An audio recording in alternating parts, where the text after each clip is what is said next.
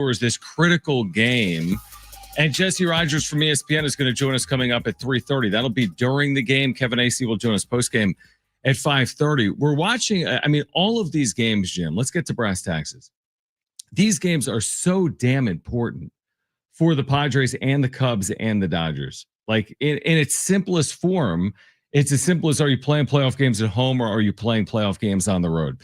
Padres, to their credit, lifting themselves off the mat the last 4 days and winning, and then watching what's happening around them. The Cubs have lost 5 straight. They've lost 3.5 games to the Padres over the last 5 games. The Dodgers losing yesterday. And now, like, everything is a possibility, but the caveat is this: you have to win.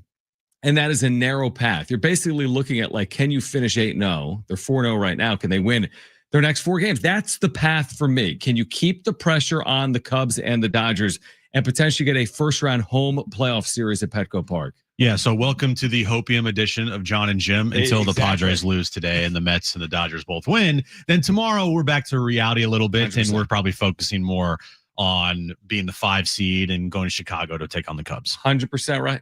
But at this very moment in time at 2:03 on September 24th, I'm with you, dude. There's a chance. And it's not just a slim chance, like there's a decent chance that they could either get the 4 seed or the 3 seed by taking over the Dodgers and winning the NL West. That might be just a little more unlikely just because of the tiebreaker scenario. But the 4 seed, like, absolutely in play. Absolutely in play. But it all is, contingent on the Padres beating the Brewers here, getting the sweep, and then getting another result, 2 more results tonight, where you're rooting for the Mets and you're rooting for the D-backs.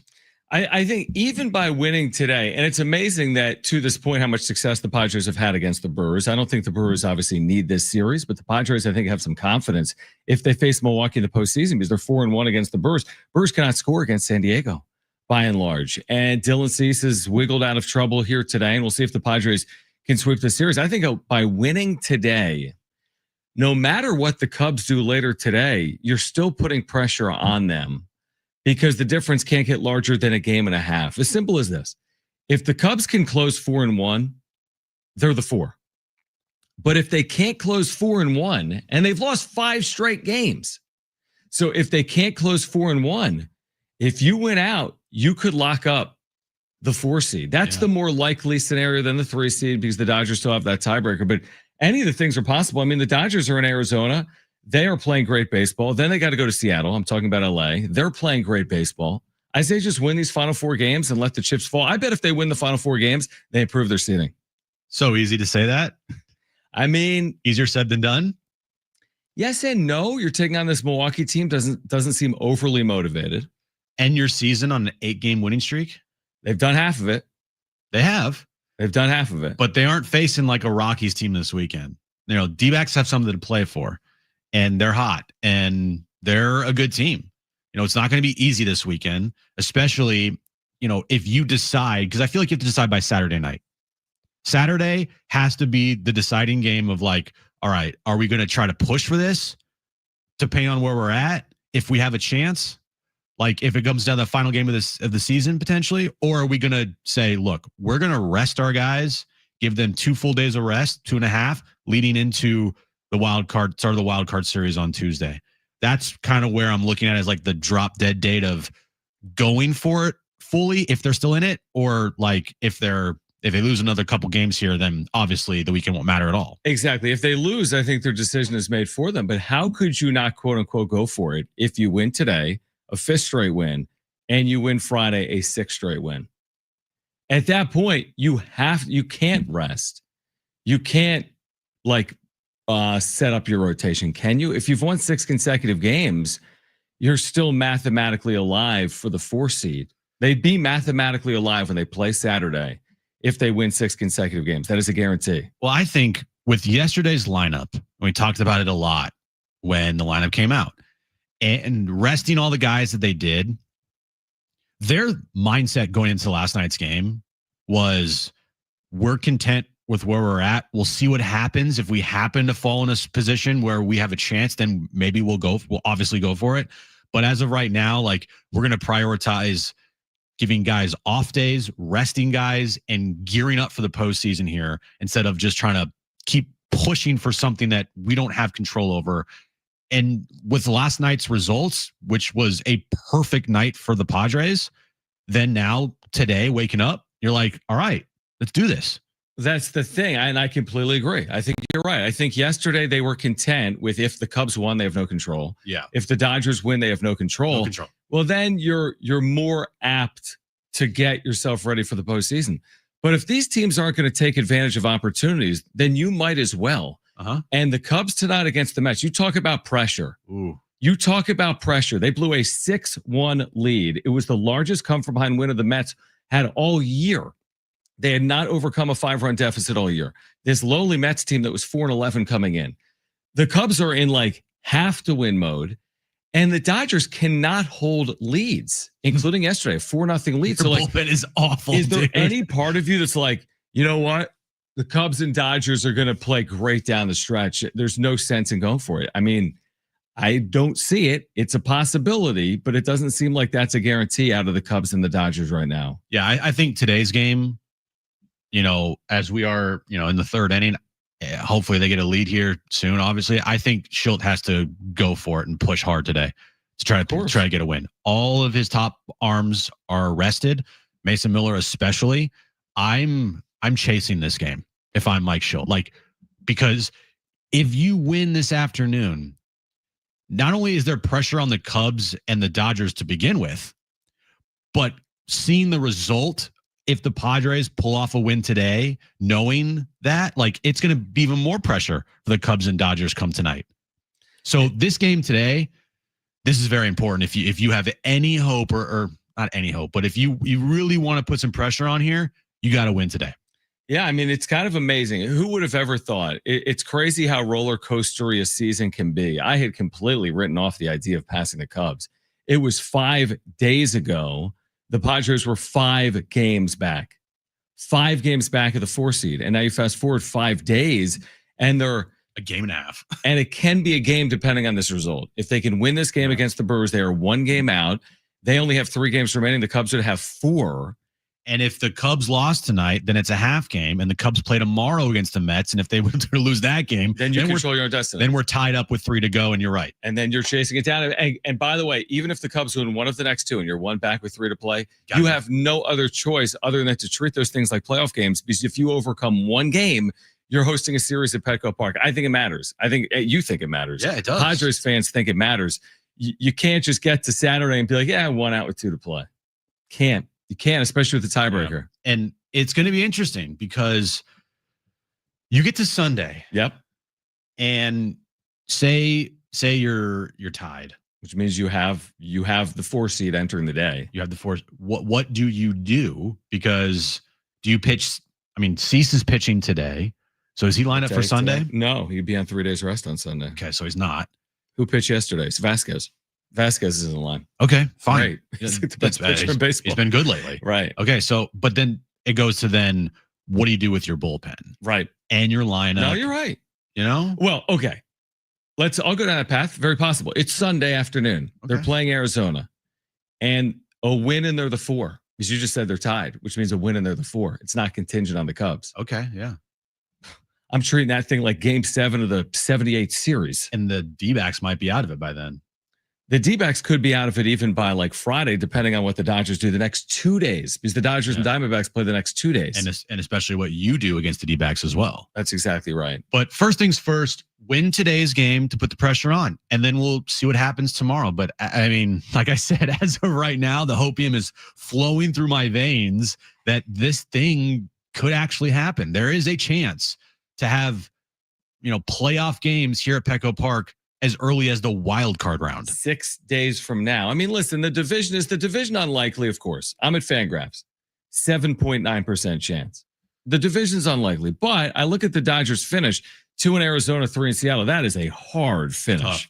That is, and by Seattle the way, could clinch though soon, and then the weekend doesn't matter. But for them. Can they clinch a 1 or a 2? Still? No, Blue Jays hold the tiebreaker over Seattle. That's an interesting point. And they're also, I think, 4 games up on the Astros. That's a very good point. That's a very, very good point that needs to be considered. Now, I don't have I don't have what the odds the Cubs are the 4 as opposed to the odds the Padres are the 4. That's not a fair.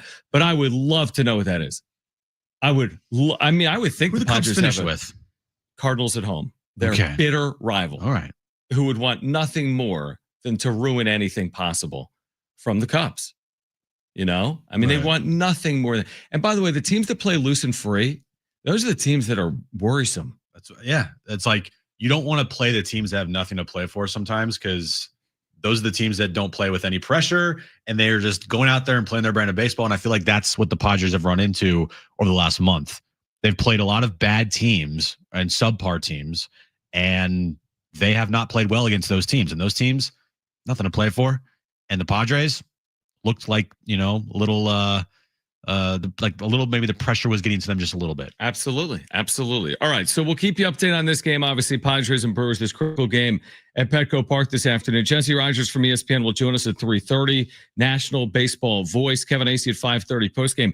Tyler Heaps, general manager of SDFC, is going to join us at 3:15. The regular season home finale is coming up on Saturday at Snapdragon Stadium. We'll tell you about amazing giveaways we have going on involving SDFC tickets on the other side. So we'll keep you updated on the Padres. We got a great guest lineup for you. Great giveaways this week on Jon and Jim. So don't go anywhere. This is Jon and Jim, San Diego Sports 760 and live on the iHeartRadio app.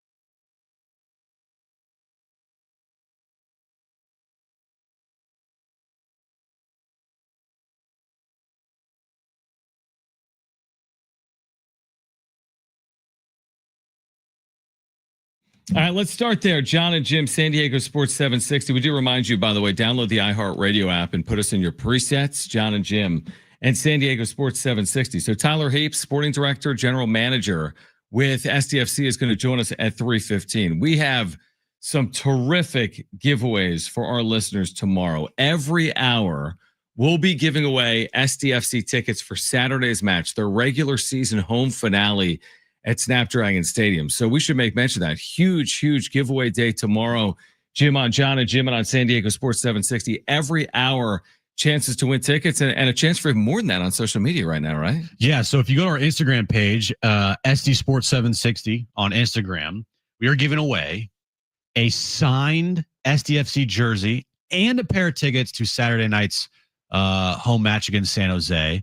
All the details on how to enter to win are on Instagram, on our Instagram page. But if you want a signed road SDFC jersey, the white jerseys, just go to our Instagram page, SD Sports 760, and you'll see the post and you'll see our story, and it will tell you how to enter to win. All right, so be with us tomorrow as well. We'll give away tickets every hour on San Diego Sports 760 and on Jon and Jim. So we were just having this conversation. I think it's a fully valid one. I think all the points you made are valid. I think what I'm trying to say has validity. Is that working your camera like that? I guess it is. Yeah. I just looked at it, looked odd to me. Here's the thing. Ramon Lauriano today, it's the classic example of like what matters here. Is seeding more important than health, or is health more important than seeding? And you can't predict how sports are going to play out. Things happen. Ramon Lauriano, hopefully for precautionary reasons, has left the game. After swinging and fouling a ball off, it appeared to be something related to his hand or finger.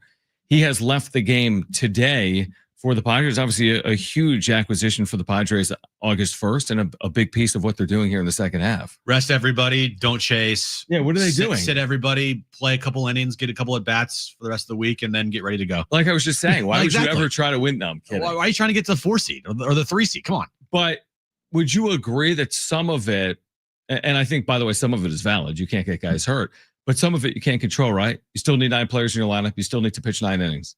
Yeah, you can't control anything, right? I mean, the only thing you can control, I mean, there's nothing you can control. Look at the play yesterday in Cleveland. A freak injury involving a batter getting literally hit in the face squaring to bunt. That proves, though, that you can get out of the box, tear an ACL. Yeah. David Fry just squared a bunt, got a 98 to his face. What are you supposed to do? Not bunt? Can't do anything. I mean, that's the thing. So I think you got to treat the games. They always say too, like in football, they're like, you can't play not to get hurt. No, because if you played what is that? If you play any sport to not to get hurt, you're gonna get hurt. Yeah, it's without fail. And so, look, I think. Well, I hope Ramon Lauriano's okay, and I hope it's precautionary. Mm-hmm. But you just got to play this thing out. You just play it out. And if you get to a point where there's no way that you can get the 4 or the 3 and overtake the Dodgers and or overtake the Cubs, that's when you rest everybody. Yep. And that's when you say, all right, we're done. And we're going to just get ready for the postseason. Because you're still in a situation we have to remember. And again, you like to think everything's going to be perfect. We haven't seen Fernando Tatis Jr. in days. That is true. They're off tomorrow. And what are you supposed to do about that? He got sick. He didn't even play. He's out of the lineup. He didn't even play a game to get hurt. And he was playing well. And you hope that when he comes back from this sickness, he hasn't lost weight and he hasn't lost timing. Now, again, some of these things are outside of your control, but you're going to need Ramon Lauriano. You're going to need Fernando Tatis Jr. I think it is good they have Bogarts back. He's already proven his worth defensively a couple of times the last 2 days. He hit a ball that could have been a homer earlier in this game. So they have gotten to some extent healthier. Some pieces you can't get back. Jason Adams not coming back. We could talk about Joe Musgrove once we get into the postseason. But today, still to me, is important. You know, today is not a day that's not important for the Padres. It's a very important day if they can find a way to beat the Milwaukee Brewers. It all circles back to that and putting that pressure on. And the conversation that's been revolving around Dylan Cease for the last, 2-3 months. Do you mean this year? Well, yeah, probably this year. This entire year is going to come to a head pretty quickly here next week, right? Are we going to have a conversation about Dylan Cease starting a postseason game in the wildcard round? My guess is no. But he is what he is. He's not changing. He's pitched better of late. His ERA is still pretty high. It's in the 4s. He'll have these moments where he's just like, what are you doing? My guess is nothing that he does today will change anything about what they're going to plan to do with him in the future in the postseason. It's an interesting point. So today he's 4 scoreless. But man, he's been in and out of trouble. Listen to this. Milwaukee is 1 for 8 with runners in scoring position. The one hit was an infield hit because of Xander Bogaerts, who saved a run. Yeah. But Milwaukee's 1 for 8. I mean, Cease, if you look at the recent trend numbers, they are better. And to your point, though, his ERA is 4.53. I mean, 4 scoreless innings is a good result to this point for Dylan Cease. But my guess is he's the odd man out in a wild card series. That's my guess. Yeah, I don't think there's anything that like, oh, what do you need to see? And what is it? No, I think you've seen everything that you need to see from Dylan Cease. He's not changing. You just hope that if he does change, it's for the better and that he gets hot and he gets on a roll whenever he does pitch. If he does pitch in the postseason, like there's a chance that this might be his last start as a Padre. Like, think about that. There's a decent chance, I would say 50-50. Right. That this is Dylan Cease's last start in a Padres uniform because he's not going to pitch on Sunday.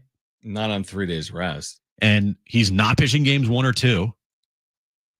There's a shot that they could go game 3 or I don't know. Or an all hands on deck situation where he's pitching. Right.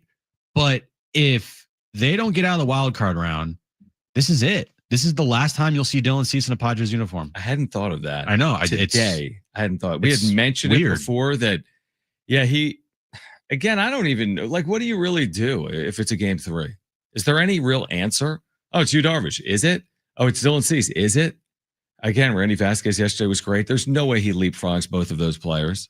Could you imagine if they said, you know what, we're going to go with Randy Vasquez instead of Yu Darvish or Dylan Cease, a deciding game 3. Right. Guys that have earned hundreds of millions in their career by the time they're done. I mean, another guy that's probably going to earn $100 million this upcoming offseason. Dylan Cease? Yeah, at least. Close to it. More. I mean, he's cost himself a lot of money this season, no doubt about it. But there will be a team out there that's like, whoa, look at his numbers and kind of like look the other way on some of the bad things. But, I mean, can you really ride a hot hand? Like, would you be willing to try that if you're AJ Preller of the Padres? I mean, would you be willing to say everything else be damned? We're going to start Randy Vasquez.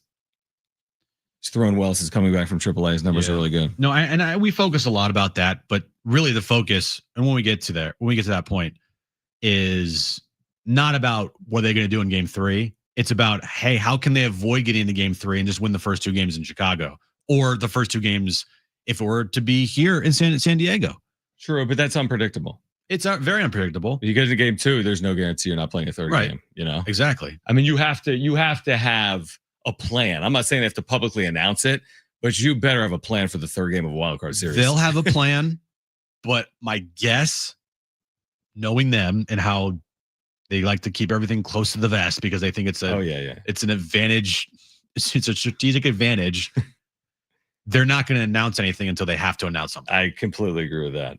All right, Tyler Heap, Sporting Director, SDFC. What an inaugural year it has been. He will join us at 3:15. Jesse Rogers, ESPN National Baseball Reporter. I think he's in Chicago. He will join us coming up at 3:30. Kevin Acee is on the show at 5:30.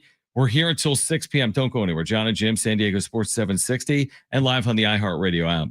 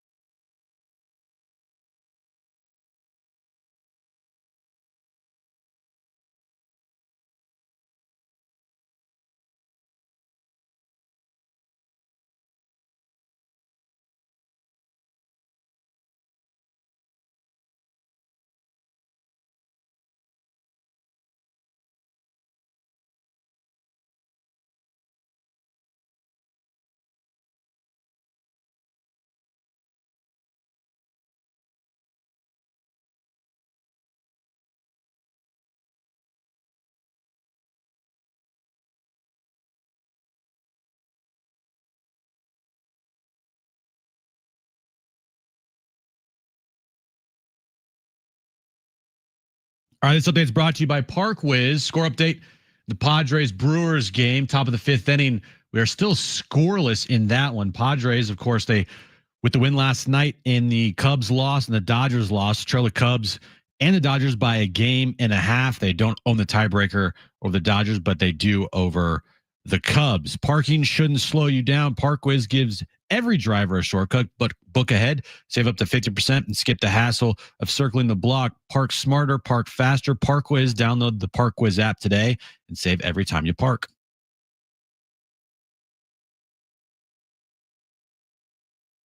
All right, we've got SDFC tickets for Saturday. We'll be giving away all day long, every hour tomorrow on Jon Jim, Fletch Zone, right here on San Diego Sports 760. Tyler Heaps will join us. Hard to believe it's their final home match of the regular season. Kind of gone quickly. I know the seasons are long in baseball and Major League Soccer, but their final home match will be Saturday, and then 2 on the road, and then postseason soccer will be in San Diego here in 2025. Well, this thing got started like February, and it's been, it's kind of like baseball. It is. It's actually longer than baseball in terms of the regular season. Yeah. Yeah. I mean, their postseason doesn't, I guess they end in December. They end way after the baseball season. Yeah. It's a long year. It is a very long year. They obviously don't play as many games. That'd be crazy. Right. But still, yeah, it's been a long season, but you're right. It has felt like it's gone by quickly because of how well SDFC's done. Yeah, they've played so well. And again, everything's still in line. We talk about what's on the line for the Padres, and there's a lot on the line for the Padres. SDFC is better situated in Major League Soccer right now. I mean, you look at the standings in the Western Conference. We've talked about it a lot. They're in first place in the Western Conference. I mean, that's an amazing accomplishment. They didn't even have like a team until January. I know. And then they played a game, to your point, in February, and they took the league kind of by storm. Yeah. By beating the defending champs on the road in LA. And I'm looking right now at the standings like we always do, and nothing really changes. They've been in first place a lot in the second half of the year, and that's where they are right now, 2 points up. This San Jose team that's going to be here, by the way, on Saturday, it's on the outside looking in, 35 points on the season. San Diego has 57. So hopefully a chance to finish strong at home. Darren had talked about the fact they have not played as well at home as they have on the road, and this will be their last test at home before the postseason. Yeah, what they've done this year, building this thing on the fly. Like, it wasn't like, okay, we're gonna have a year to ramp up. You're like, they had a ramp up time, but as far as like building the team and getting the team ready to go, it happened very quickly. It did. And to be as good as they are this season, credit goes out to Tyler Heaps, Mikey Vares. Like, it's been a great year. And you hope that this thing can continue through a postseason run. All right, so Tyler Heaps will join us coming up again at 3:15. Jesse Rogers, ESPN at 3:30. Kevin Acee will join us at 5:30. You know, yesterday, we haven't really touched on yesterday because it's not today. Yesterday was the first time all year that the Padres scored that many runs all on home runs. And they did it with everyone out. Isn't that an amazing thing to say about a sport like baseball? Of course. The day that they sit Manny Machado, the day that Fernando Tatis Jr. is unavailable, the day that Jackson Merrill, who had been red hot, isn't playing, they score 7 runs on home runs. They hit a first inning grand slam, and they hit 3 home runs overall. Jose Iglesias has hit a couple of home runs here recently, but it's funny how it works. We both said the same thing on social media. Oh, apparently they don't want to win this game, and then they win the game going away, and everyone freaks out on social media. I was like, you're an idiot, Jim. You don't know baseball. Only ball knowers that this team had a shot last night to win. I mean, again, in any one game, any one thing can happen. That's what last night and every game shows. But it doesn't take away from the mindset that they had going into the game. Yeah, the mindset was whatever. If we win, we win. If we lose, we lose. It's all right. It's fine. We have everybody rest, but which is so funny from a mindset perspective because the Dodgers are going into yesterday like we got to win, and the Cubs are going into yesterday like we have to win, and playing with all that pressure and with their best lineups, they lose. If you're a Dodger fan right now, I mean, what are you thinking? I mean, you could win the division. You don't even care because your bullpen is going to cost you in the postseason. 100%. Mark my words. The Dodgers bullpen will cost the Dodgers in the postseason. There's no way around it. They don't have anybody else. Their bullpen is awful, and that's an understatement. Yeah, you read through some numbers last night where some of these acquisitions have been flat out terrible. Like Tanner Scott's got 10 blown saves, including last night. So Kyle, it's ridiculous. Kyle Glazer put out this tweet last night. Tanner Scott has a 4.91 ERA with 10 blown saves. Blake Trinan has a 5.55 ERA, 4 losses in his last 5 appearances. Kirby Yates has a 5.23 ERA, 9 earned runs allowed in his last 10 innings pitched. The Dodgers trio is making a combined $42.5 million this season. That's unbelievable, man. And like you just said, the reason it's almost a guarantee, and I agree, is that there's nowhere else to turn now. There's no free agents. There's no AAA. The AAA season's over. It is what you got. Yeah. And I mean, there's one thing you could do, which is build large leads. It hasn't even saved them. They have blown multiple 4-run leads in the last 10 days, including yesterday. Their starting pitching is great. No doubt about it. Their offense has shown. I mean, they got Ohtani's probably going to win the MVP. But in the postseason, if you don't have a bullpen, you're done. Yeah, because in the postseason, you're not asking your stars to do more. That's not the time. Like, you know what, Ohtani? I know you went 6 yesterday. We need 8 out of you when it really matters. That's not going to be the case. Or we have Glass now on the mound tomorrow. He can go 5. Ohtani, we need you to go 4 to finish out the game. I mean, it won't be easy, and they're going to have to rely solely on their offense. But you bring up a good point, which is like, what are you thinking if you're the Dodgers? What are you thinking if you're the Cubs? What are you think? And their fans. Yeah. What are you thinking if you're a Brewers fan? You think Brewers fans are like, let me get my World Series tickets? No, I don't. I do not. Dude, what I've seen from the Brewers this week, and they might have taken their foot off the gas pedal a little bit here. I agree. Because they've changed things around and they don't have their A team. And whoever was supposed to be the starting pitcher today, they moved back, right? Correct. Because they didn't want him to face the Padres, I think. Yeah. And they had Freddie Peralta throw 76 pitches on Monday.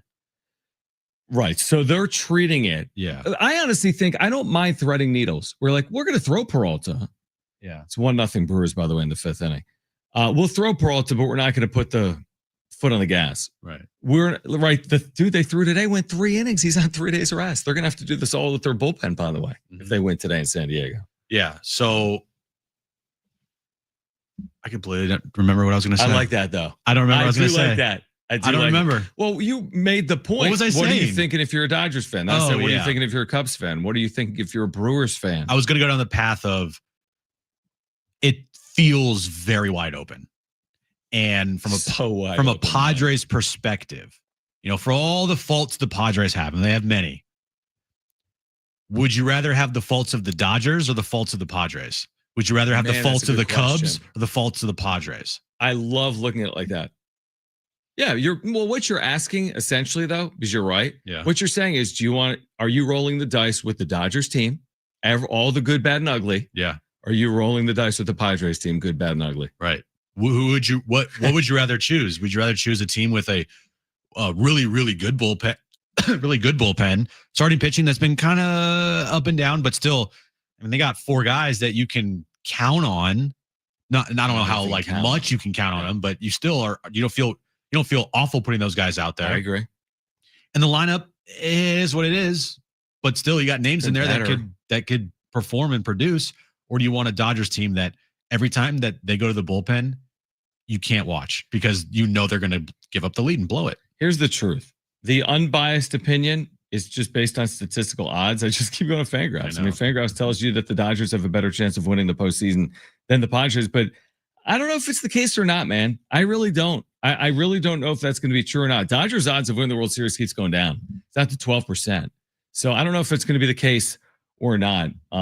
But we're going to be fascinated to find out. The Padres, remember, in game 1 of the series, they came back from 3-1 down, 1 in extra innings. Today, they're going to have to overcome a slim deficit of 1 run. And if they can win today, they'll be watching intently. I don't know if Manny Machado is going to have like a party later where they're turning on the Cubs on WGN, now Marquee. Probably not. Turn it on He's like, we got the sushi guy coming over again. He's gonna make sushi. Sasaki's gonna be over. Yeah, whoever we got for the Sasaki presentation, he's coming back to the house. Come over to the crib, boys. Do you think that they watch? No. Do you think that they have a group chat that's like Cubs lost? No chance. Really? Okay, I take that back. Like, is there no one that spreads that? Like, hey guys, keep your foot on the gas. Like, is Schulte texting everyone? Like, hey, you watching? Watching Marquee tonight? I don't know either. I don't know. Maybe they might look at it, but again, if they don't win today, it kind of feels like 100%. Doesn't really matter as much because you still get now. If the Cubs did lose tonight and the Dodgers still did lose tonight, then it's still a game and a half, but it's a game and a half with 3 to play, and the half game goes away tomorrow. Because then the division would be you need 3 wins and they need 3 losses. That is true. Is that right? No, it's actually not true. Because if the Padres lose today, no, because Padres lose, Dodgers lose, still a game and a half. Tomorrow, if the Dodgers lose, it's down to a game with 3 to play. Padres have to go 3-0. Dodgers would have to. You're right, 0-3, right? Because they have to have one game better than them in the standings. Correct. Cubs are a different story though. Cubs you can go 2-1. That's why today is so important. From a division perspective, I think you have to win out. Division perspective, yes. But 4-seed perspective, you're right. The Cubs could stumble. I mean, they've lost 5 straight. So if it turns into 6 straight or 7 straight, you're right. Then it still might remain alive. So yeah, if the Padres go 3-1, so if they end up losing this game, they go 3-1. I mean, that means they have to sweep Arizona. Mm-hmm. Okay. The record that the Dodgers would need to finish above San Diego if they went 3-1 would be just 2-3. They go 1-4, then Padres take the division. Right. Cubs, on the other hand, the Padres go 3-1. Cubs would need to finish 3-2 in their final 5. Yeah. All right. It's not a guarantee that they're going 3-2. No, 3-1's. I mean, 3-1's out there. It'd be much easier if you took today's game. Yes. Than try to have to sweep the Diamondbacks over the weekend. Completely. But 3-1's out there. 3-2, or sorry, 2-3 for the Cubs is out there. So you're saying there's a chance. 1-4 for the Dodgers is kind of out there because they have to close with Arizona and Seattle. All right, we'll continue the conversation. Tyler Heaps, SDFC Sporting Director, will join us coming up at 3:15. Looking forward to catching up with Jesse Rogers to get the perspective from Chicago, ESPN's national baseball reporter, on this wild card race in the final days of the regular season. And Kevin Acee puts a bow on everything for us coming up today at 5:30. This is Jon Jim, San Diego Sports 760, live on the iHeartRadio app.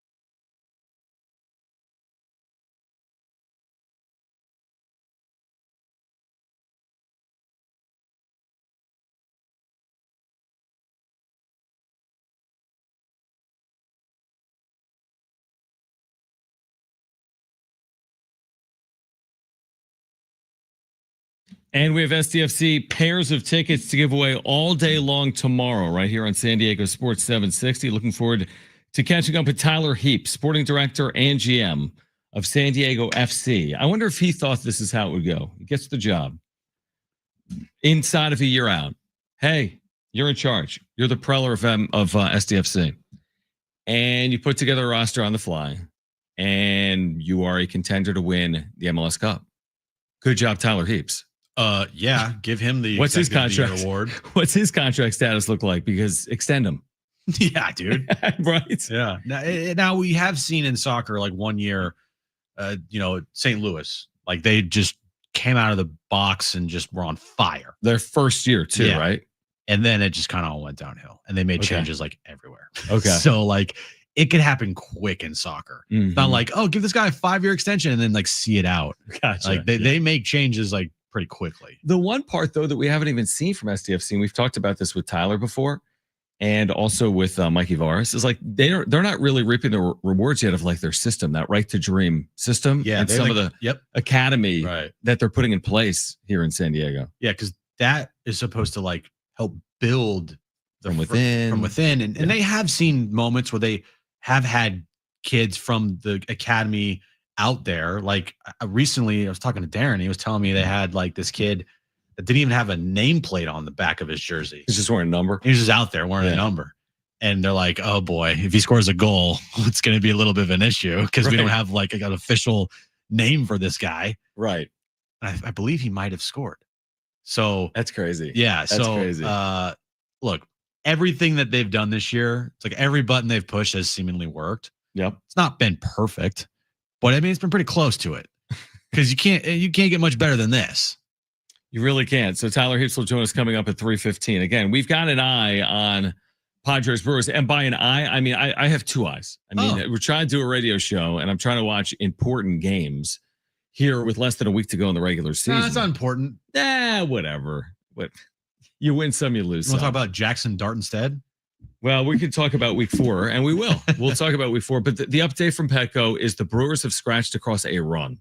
So it's 1-0 in the 6th, which means the Padres still have plenty of opportunities, and they've come from behind in this series already, and they'll have to do it against Milwaukee's bullpen. But again, I think a lot is riding on this result. I'm with you. 3-1 sounds good, but it might not be enough. Shoot, 4-0 is not guaranteed. So I say put the pressure on. Try to finish out 4-0. But again, to your point, that's easier said than done. So Dylan Cease, let's just look at, went 5 innings, 8 strikeouts, 2 walks, 1 earned run allowed today. It's a good line. Good line. Not a bad one. No, it's fine. If I'm looking at, let's see here. Let's look at his recent starts. Yeah. Just for in my head, Jim, they feel better. They are better. Well, that's what it felt like. Now, this is not fully updated, but the numbers will go down. In September, he's made 5 starts. Coming into today, in those 4 starts leading into today, he was 2-1 with a 3.43 ERA. So those is going to go down. Yeah, he's 5 innings, 1 run. 5 starts. So about a 3-1. 5 starts, 26 innings pitched, 9 earned runs allowed. What's 24 plus 8? That's 34. 32. Not 34. I'm an idiot. It's 10. 32 strikeouts, 10 walks. That's the actual numbers, 9 runs in 26 innings, 9 earned runs. Yeah. So that's pretty good. It's very good.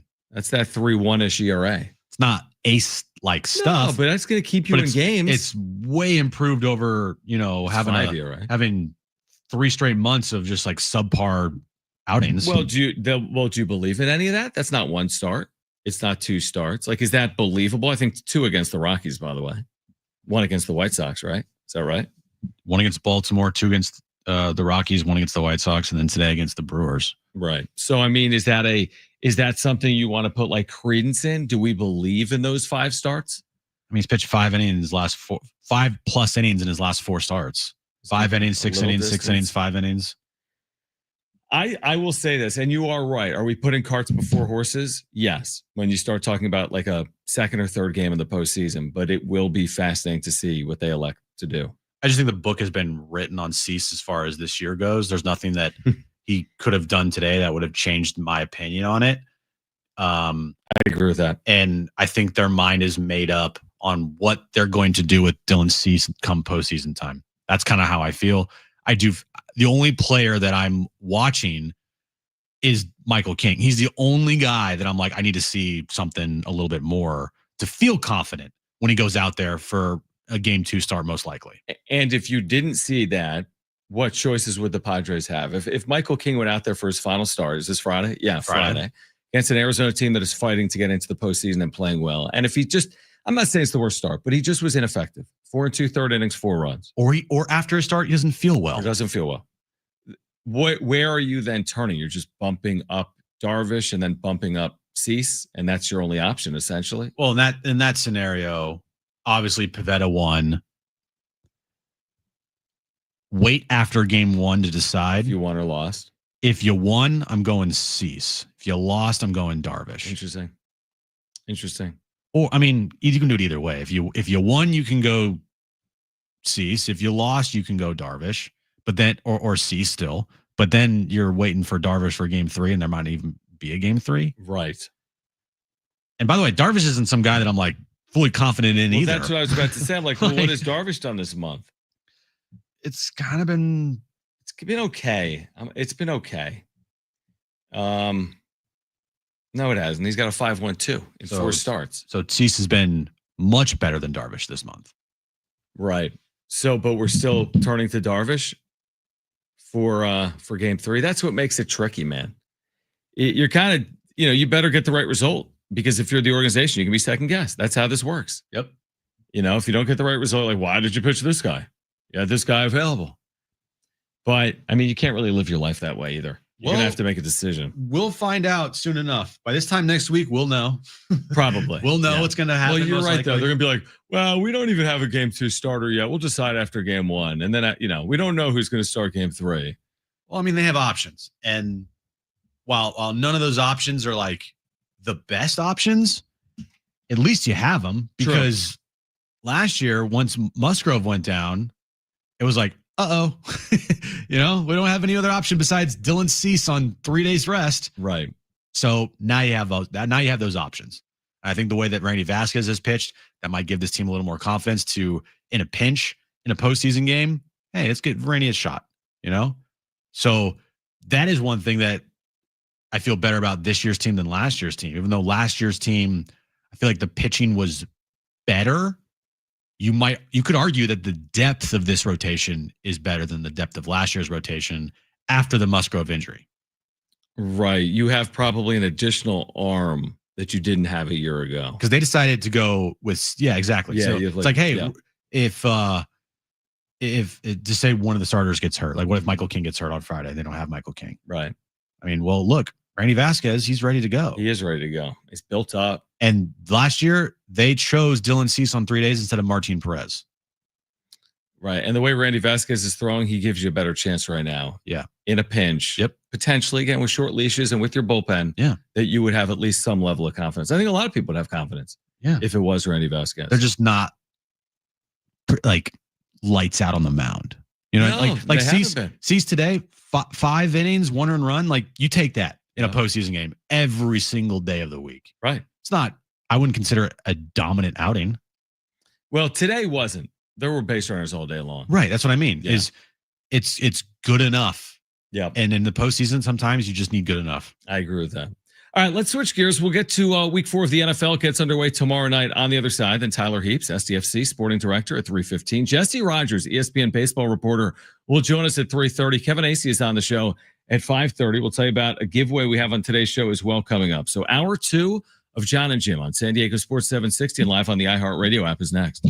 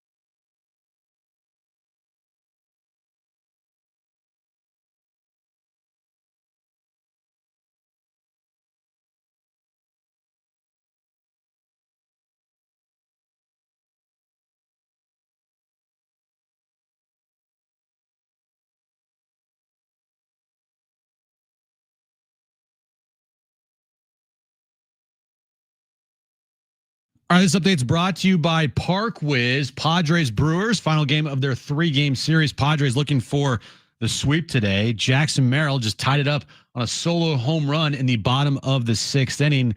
We are tied at 1 apiece. Padres trail the Cubs by a game and a half and the Dodgers by a game and a half for the National League West.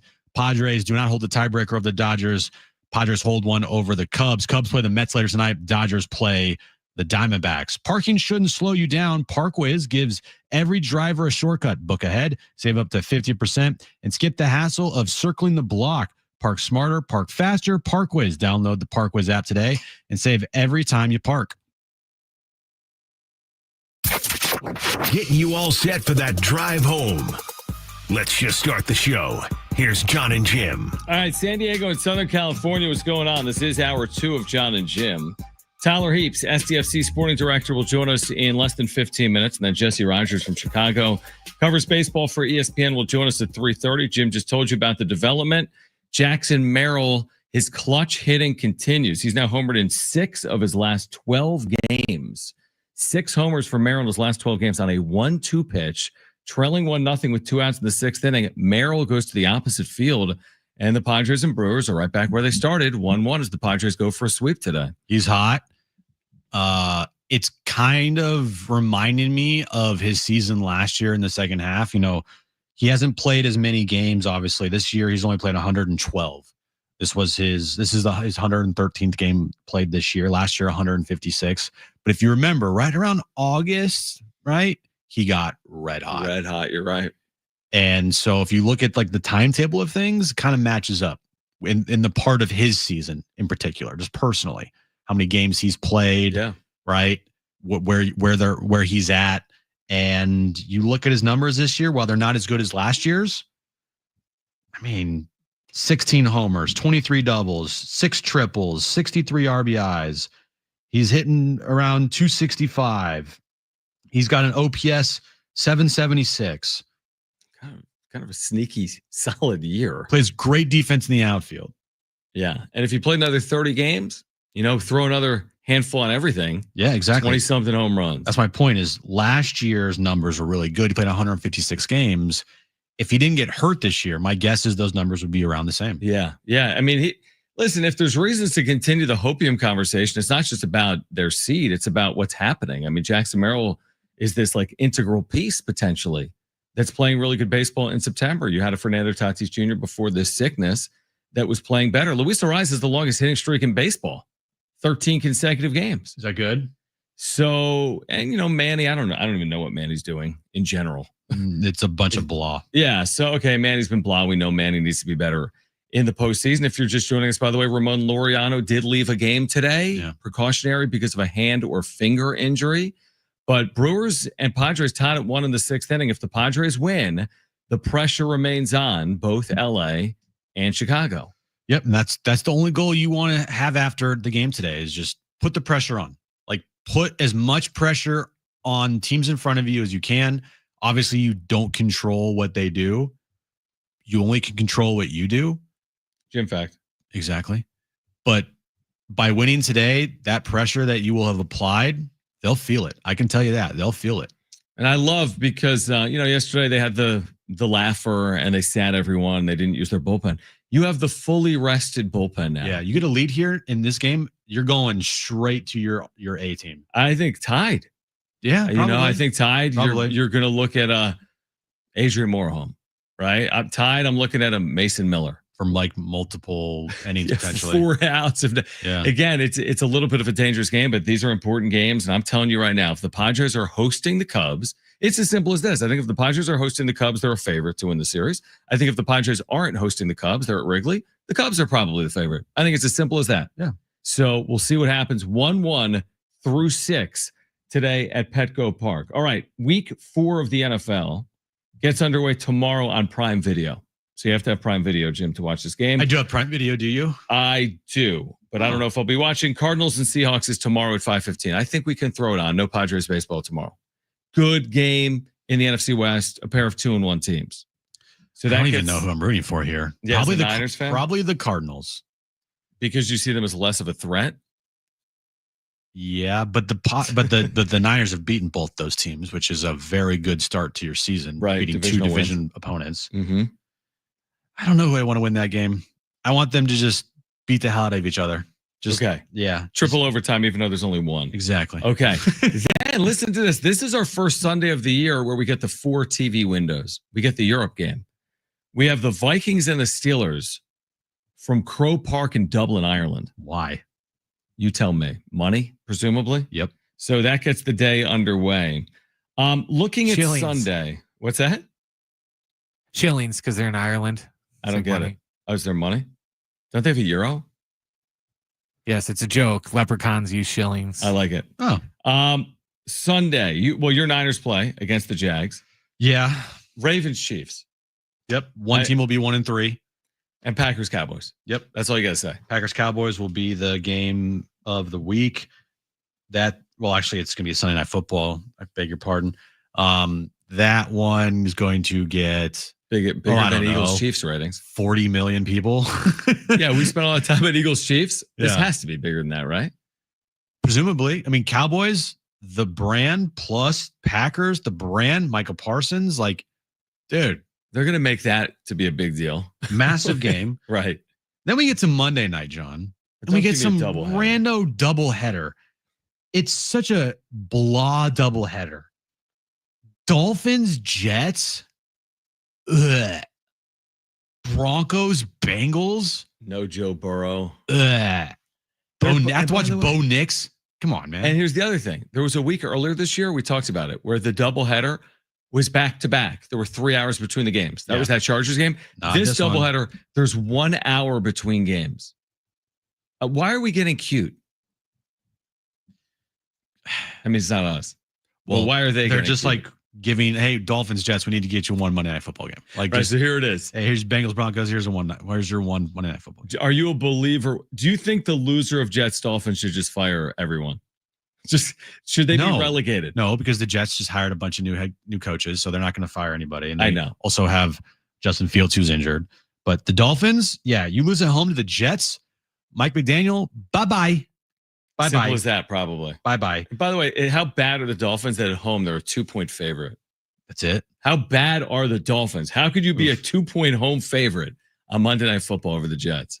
Sneaky good game this upcoming weekend. Rams Colts. Yeah. In LA. I love the Colts. I just think the Colts, they have a good running game. They have good weapons on a receiver. Daniel Jones is Daniel Jones, but he's not making any mistakes right now. And I think their defense is kind of sneaky good. I think overall the Colts are a sneaky good team. And if they go into LA and they beat the Rams this weekend, people are going to have to start taking them seriously. I think that's fair. Even though I think the Rams are viewed as a team that could be in like an NFC title game. And the Rams are favored by 3.5 points. Yeah. So 3-0 Colts, 2-1 Rams. Here's the other thing I would say about this weekend. We spent a little bit of time on it the first couple of weeks. Is what's going on with the other team in LA. I mean, the Chargers are 3-0. They're at the Meadowlands taking on Jackson Dart. Who knows what that looks like? But if the Chargers do what they're supposed to do, they're 4-0 with a bunch of injuries. Like 4-0 start. Obviously, the inside track to win the AFC West. Lost their left tackle. Lost Khalil Mack. That was the left tackle thing was before the season even started, yeah, right? Sean Slater. They signed him to a big contract, and then bye-bye. Khalil Mack tore his elbow. Right. They have Quentin Johnson out there and Keenan Allen. They lost Najee Harris the other day to a torn ACL or torn Achilles. Justin Herbert, though, by the way, has been really good. Probably better than really good. I call it the Madison Beer effect. Oh yeah, that's right. But also you also have to give credit to Jim Harbaugh and the staff as well for making Justin Herbert a guy that, is going to be considered an elite quarterback in this league here very soon. And now the next question for him is, hey, can he win a playoff game and can he do it in the postseason? Because his first couple postseason appearances, What is it? Has he had 2 or has he had 1? He had that blown lead in Jacksonville. He had 2 because they made it last year and they lost. And then he had the blown lead in Jacksonville. I believe they also played. Did they play the Texans last year? I don't remember that at all. I don't recall that happening. I don't follow Chargers at all. But I'll just say this. For him, the next step is the postseason. And when they get there, because I think they're going to get there, then we're going to see what Justin Herbert's made of. But right now, in the regular season, he's playing phenomenal. 32-12 Texans last year in the wild card. That's what it was, yeah. And 2 years prior, 31-30 loss to Jacksonville, a game they led 27-0 or something. Yeah, it was a beat down, and then the Jags came back and it was like, what? Yeah, what happened in that? But yeah, you're right. That is the next step. That's a lot of these quarterbacks in the AFC, by the way. The next step is winning in the postseason, whether that's Lamar Jackson, who's had more chances, whether it's Justin Herbert, Josh Allen. I don't know how fair that is. He's had some level of postseason success, but that's the next step for everyone other than Patrick Mahomes in the AFC, which is to make a run in the AFC. Yeah, all the top quarterbacks other than Joe Burrow. True. Have that question of can they do it in the postseason, and not only can they do it in the postseason, can they reach the Super Bowl? Because you got the question with Josh Allen, like you said, Lamar Jackson, Justin Herbert, Joe Burrow's made a Super Bowl and he's beaten Patrick Mahomes at Arrowhead. That's right. You don't have any questions about Patrick Mahomes. What are their top QBs are in the AFC that I can't think of right now? Because that to me is all the top guys in the AFC. I'm not going to put Bo Nix in that category. Aaron Rodgers, I'm not going to put in that category. I'm not going to put Trevor Lawrence in that category. Yeah, Jacksonville. It's interesting. Jones. Like, that's it. That's it right there. That's the list. Yeah. That is the list. All right. Well, week 4 gets underway tomorrow. Again, Thursday Night Football in the NFL. All right. The update from Petco is the same as it was about 10 minutes ago. They are obviously going for it. Adrian Morejon is out there for the Padres. Padres and Brewers tied at 1. If the Padres win today, they move to within 1 game of both the Cubs and the Dodgers, technically. 1 game of both of them. Also, if they win today, they're 5-1 against the Brewers this year. You talk about having some confidence should they face each other in the postseason. That's what's on the line here today for San Diego. A 5-1 regular season series against the team with the most wins in Major League Baseball. And maybe catching them at the right time right now, as we've talked about. Is that good? It's pretty good. But fair and square, the first time they met, they took 2 out of 3 in Milwaukee. The Brewers, to me, I'm like, Yeah, again, they look pesky. I don't know. I guess we haven't seen the best of them, obviously. But yeah, if you told me right now the Padres are playing the Brewers in the best of 5 series, I'd be like, I'm good. Yeah, it's good. I mean, I had this whole conversation. We can do it later on with you yesterday. I'm like, is the 3 seed really better than the 4 seed? Is winning the division? I mean, I say no. I say I'd take the 4 seed over the 3 seed right now. Yeah, I can understand both the both scenarios there, like 3 or 4. For me, I'm like probably the 4. We'll talk more about it. I forgot Tyler Heaps is joining us at 3:15. Oh, nice. All right, he'll join us on the other side. SDFC Sporting Director is Jon Jim.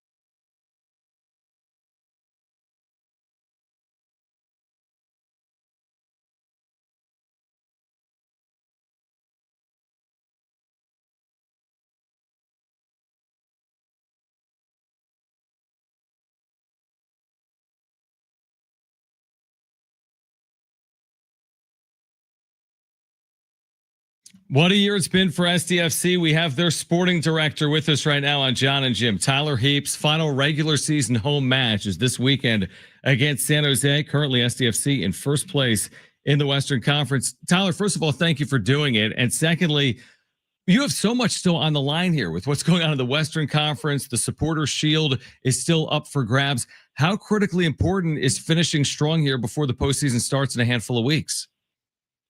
Yeah, first off, thanks for having me on again. It's always good to talk to you guys. And what a crazy statement you just made, right? I think whenever I talked to you the first time, if you would have said there's so much on the line, the Supporters' Shield and everything else, I think I would have probably bit your hand off and said, I'll take that.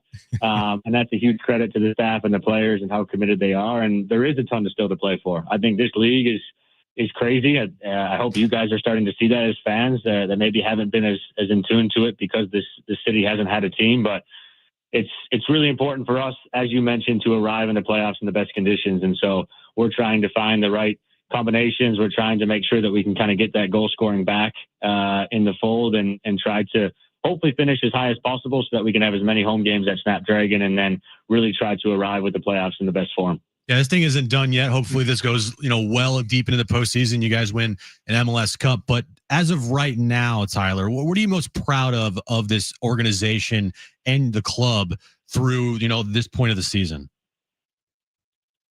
I think I'm really proud of the culture that we've created within the team as well as the staff. I believe that we have done a lot of what we said we were going to do, and we made really bold claims and had really high expectations when we started. And then I think I'm also really proud of how brave we've been. We said we were going to do it from a style of play standpoint, but also from the players that we're playing. Some of these young guys that have gotten an opportunity here that maybe didn't have an opportunity at their other club. And that takes a ton of effort. That's the scouting and recruitment to identify these guys. It's making sure that we get them in and get them as confident and ready as possible. And then it's them going out and performing week in, week out. So the fact that we have 3 representatives at the U20 World Cup down in Chile, yes, that hurts us a little bit because those guys aren't available to play, but it's a tremendous credit to the staff and those players of really developing and getting as ready as possible to go represent their countries and also to put us in a situation where we still have everything to play for with 3 games to go. And we've done that in a very brave way, and hopefully we can continue to do that into the playoffs. Tyler Heaps is with us right now. He's SDFC Sporting Director. I'm curious because will philosophically things change moving forward with the way you kind of develop players from within with your academy and everything that's associated with Right to Dream? Is 2025 a little bit of a one-off in the manner in which you had to do this? And what changes moving forward, I guess? Yeah, I think the first 2 or 3 years are going to be a little bit of a one-off. Right. The way I look at the strategy is this 1 to 3 is kind of setting the foundations. It means we have to be a lot more aggressive in terms of going out and acquiring players because we don't have that full academy up and running. We also need to create the pipeline with our Right to Dream Academy. So you see Willie Kamado in here, and people that were at the Trilos game got to see a few of those other guys that are coming through that Right to Dream Academy. We need to make sure that we have space and opportunity for them. And then that year 4 plus, I think you'll start to see even more of a transition happen where these guys, these local kids from Baja California that are now in our first class, hopefully they're starting to really push the boundaries and be as ready as possible for the first team. And me as a sporting director, I need to make sure that there's a pathway for those guys and there's opportunities that exist. And then I think what also this community will see is you'll see players move on. We don't want to be anybody's last stop here. We have a lot of really talented young players. And that also means that other clubs are going to start to acquire for them. And when there's an opportunity to sell a player to go play Champions League football or to go play at the highest level in the world, we also don't want to stand in their way. And so I think that's what also this region will start to see over the coming years is us giving the opportunity and helping develop these players, but then also helping to get them to where their highest dreams are. Make your case for Anders Dreyer for MLS MVP. What a year, huh? What a player and what he's been able to do. One, how he's really meshed and gelled with the group. He's the first one to say it in all of his post games. And again, what makes me proud about the culture that we've created is says it's not about him, it's about the team, and what he's caring about is that, and he shows that every day in training. But he's been magnificent. I think everything that we saw in the highlights and going and seeing him live in person, he's brought here. He set a really high standard in the training group and what he does, and then I think he's really settled into our style of play. He's been the component that's been on the end of it, but with final pass and final shot and He's unfortunately going up against maybe arguably the greatest name ever in the history of the sport. So it's going to be challenging. And it doesn't help that Messi is still performing at probably the highest level that he has too. But Honors, I think, is giving him a run for his money, and it's a huge credit to him and the staff and the team and what we've been able to put him in. Tyler Heaps with us right now. Again, SDFC's final regular season home match is Saturday. What strikes me, Tyler, is how your club's been amazing, but they've been even more impressive, arguably, on the road. You've had this amazing support at home, but this club has been incredibly focused and successful on the road. What does it take to win and get the number of results you've gotten on the road like you've done this year? Yeah, we've really focused on this home performance because I agree with you. I think we have been very good on the road, and I think some of that has to do with how teams set up against us. Whenever they do come here to Snapdragon, you see teams sitting in a lot more. Whenever we go on the road, teams are more likely to come out and press us. They don't like allowing us to dictate everything whenever we go away from home. And so I think that's led to our success. It allows us to play through teams a little bit easier when they come out and press us. You saw that early on at home when Dallas and Seattle and these teams tried to come out and do that. We were able to get those same results at home. But now we need to find that right balance. We still need to we were able to play some really good football against Minnesota, but we didn't have that final action. We need to now turn that into final action here against San Jose this weekend. And then to your point, we have 2 road games to finish off the year, Houston and Portland. And hopefully we can continue to have that road form go into the playoffs because you need to have both sides of it whenever the postseason comes around. What do you make of what Mikey Varas has done in his first year here as head coach for your club? Yeah, he's been incredible. I think his name needs to be in the Coach of the Year conversation.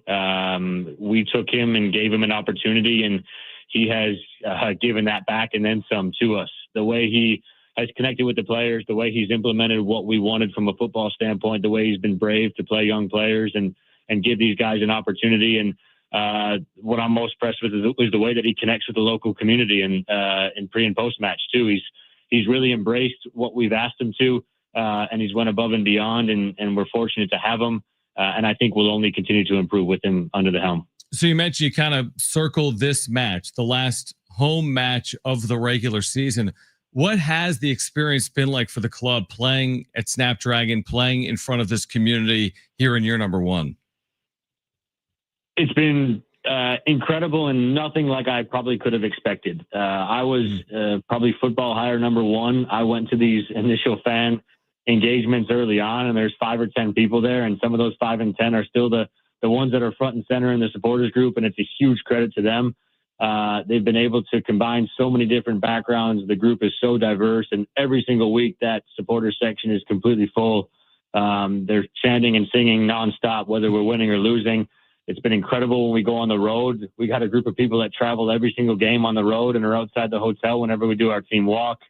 And this is what football is all about. I grew up a fan, and we are still fans of this sport. And it's incredible to see how much that this club means to them in our early history. And it brings a little bit of extra motivation that we want to be able to bring these guys strong performances, scoring goals, entertaining, and making sure that we're bringing wins to them at home because they deserve it. And they've been fantastic. Tyler Heaps, man, congratulations on all the successes to this point. We're looking forward to Saturday night. We'll be giving away tickets every hour tomorrow on San Diego Sports 760. And thank you for taking time for us, and best of luck down the stretch here in the regular season. Thanks for having me, guys. Great stuff from Tyler Heaps, Sporting Director, SDFC. We have, by the way, Jesse Rogers will join us at 4:30. 4:30 now. He just connected with me because he's in Chicago. I think he's okay. We have an hour on Jesse. Perfect. Okay. All right. So everyone relax. And by everyone, us. This Padres Brewers thing is highly dramatic. It is. That's all I'll say. It is. And we can talk about on the other side. On the other side, yes. All right. So we'll update you on the other side. Jesse Rogers from ESPN at 4:30. This game may be final by then, maybe not. And then Kevin Acee at 5:30. Jon and Jim, stay with us.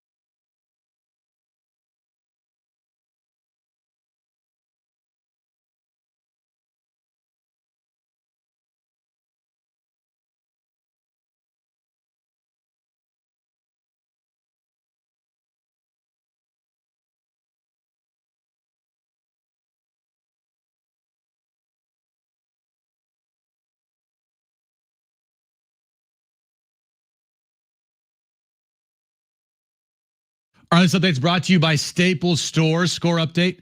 In the Padres-Brewers game, Brewers have taken a 2-1 lead, top of the 8th inning. Looking around baseball, Cubs play the Mets tonight. Dodgers play the D-backs. Of course, the Padres, with their win last night and both the Cubs and Dodgers losing, are a game and a half back of both of those teams. Game and a half back of the Cubs for the 4 seed. Game and a half back of the Dodgers in the NL West. Your local Staples has hot deals and super low prices throughout the store on everything for your business. And right now at Staples, save up to $125 off your print orders. Exclusions do apply. Visit staples.com/print for details. Ends 11/1.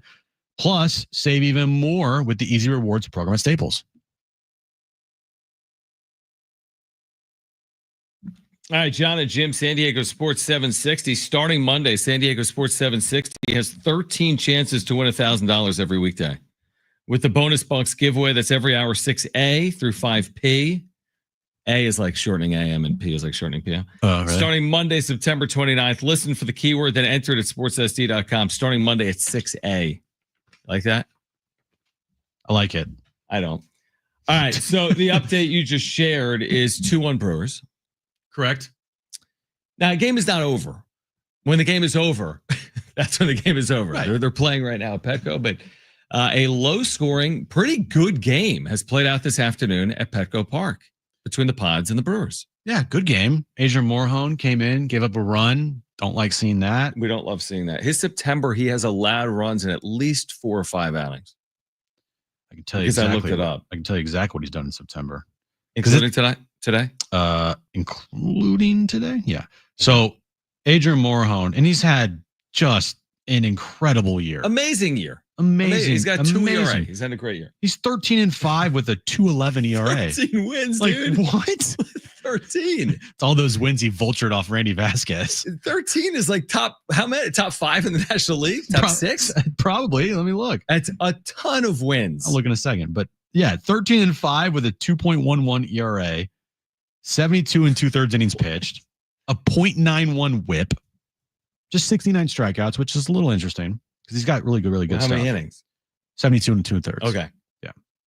So his last 7 appearances, John, he's got a 5.14 ERA. Not the best. That's what I'm saying.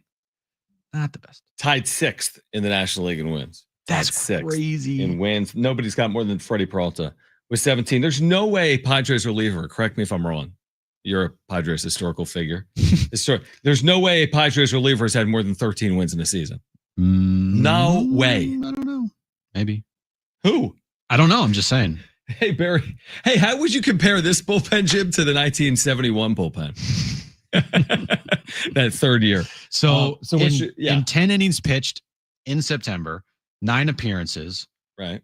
Well, actually, you got to count today. So it's 10 appearances, 10 innings pitched. Yeah. Idiot. 10 hits, 5 runs, 4 earned. In 10 innings? Sorry, 5 earned. My bad. So 5 earned in 10 innings is a 4.5. Yeah. That's a 4.5. So he's had a 4.5 ERA this month. Not crazy bad, but not where he had been. I prefer the Adrian Morejon that had like a .89 ERA For most of the year. He had like a 1 all year long. Yeah. So that's the one thing that we've also highlighted. Like Mason Miller's been terrific since the deadline. Dude. He had that one blip and he's been terrific. But these other pitchers, you know, they're trustworthy, but are they as trustworthy as they've been at their best this year? Tell me if this is a good month For who? for Adrian Morejon. Like August? His June, he went 2-1, 15 appearances, 13 1/3 innings pitched, 4 hits, no earned runs, 13 strikeouts, 2 walks. How does he have a loss? It was an unearned run? It was an Did you unearned say- run. Yeah. Yeah. That's insane. It was June 11th against the Dodgers, unearned run. Trying to remember that game. And then He's been great. And then in July, he was 4-1 with a .69 ERA in 12 appearances, 13 innings pitched, 4 hits, 1 earned run allowed, 17 strikeouts, 3 walks. So I get then it's a fair question. So is there any level of concern with Morejon, or is it just part of it? Is there some fatigue there? I mean, this 70 is plus outings? Is it 70 plus outings? It's probably. it is, yeah. It's And a big number. yeah, and you look at, you know, this is the most innings he's ever pitched in his entire career by a lot. Mm-hmm. Last year he pitched 63 2/3. This year 72 2/3. 74 appearances on the season. It's It's a big number. I talked about that a lot this year. If you're going to go 75 plus with guys, they don't typically do it. I went back and looked the last couple of years at the Padres. There's not a lot of examples of guys making 70-something appearances with the Padres. It's usually in the 60s. Yeah, that's where you want to keep guys. You want to keep guys in like the low to mid 60s. High 50s would be great. We talked about this last year. They did not have guys making 75 appearances last year. They did not, no. So, not that that's the end-all be-all. I'm not saying you can't make 75 appearances and be, effective in the postseason. I think they can. But look at Mason Miller. Mason Miller doesn't have 75 appearances this year between the Athletics and Padres. No, he's been, because again, he wasn't asked to do that in Sacramento. They weren't as good. He wasn't on the mound every single time because they weren't winning every single night. So I do think there's something to that. I really do think there's something to that. Do you think Manny's still hungover? Because he has 4 strikeouts today. I mean, potentially. Can you give me Manny September?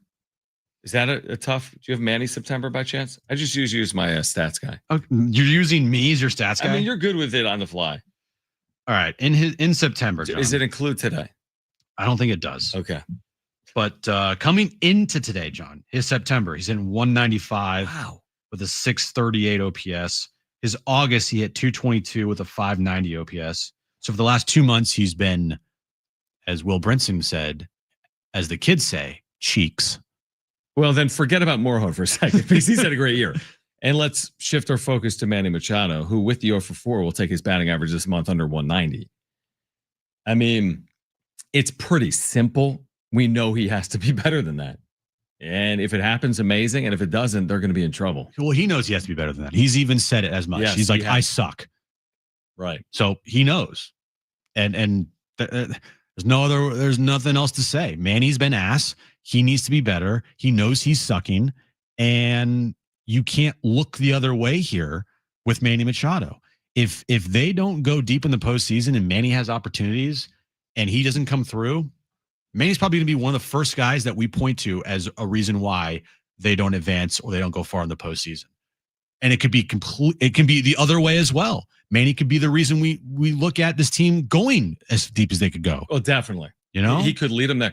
I do wonder, to your point, if it doesn't play out perfectly and if they come up shy of whatever, what do you say about Manny if he doesn't perform? There's nothing to say. Like what you just said, he knows he has to be better. Same conversation. All offseason, we have the same thing, which is like, hey, Manny put up good numbers in the regular season, but this has now been a constant theme throughout the course of his career. And at some point, either he breaks through or he doesn't. And maybe he never does. And this is just like who he is. He's a guy that disappears in the postseason. When the lights are the brightest, Manny Machado does not perform. Mm-hmm. Like maybe that's just who Manny Machado is. And that sucks because like he's your highest paid player. He's one of your most important players on the team. He's the de facto captain leader of the team, right? He leads that clubhouse. And that guy just doesn't perform in the postseason. Like it's like the Kershaw thing with the Dodgers. Kershaw, he was their best player for how long? And he just never performed in the postseason. Now you brought up the point though, and I think you're valid that Kershaw did have. We're talking 2020 though. Yeah, I don't even want to entertain it. Truly, when it counted the most in like real seasons, he came up small. He never was consistently good, or he had moments, but like he always had these like blow up, like that's awful. Thing is, the difference between Kershaw and Manny is that Manny's still 33. I mean, you'd like to think he's got a handful of postseasons left in him. Hopefully, I think that's fair. He's got one coming up in 2025. And he could have, many more than that as a 33-year-old. But yeah, it's concerning that he's had this much postseason experience and he hasn't hit in the postseason. So that is concerning. Well, you know what, John? We'll find out next week if Manny Machado is going to be the same player he's in the postseason, which is completely disappears, or is he going to show up? Do you want to watch that game? It's on Tuesday, right? Yeah, we don't know when or where. Maybe, but it is on Tuesday. I'll check my schedule. Okay, we should talk about it. We should, yeah. Here's what we don't still know: the Padres seed, who they will play, and where the Wildcard series will be played.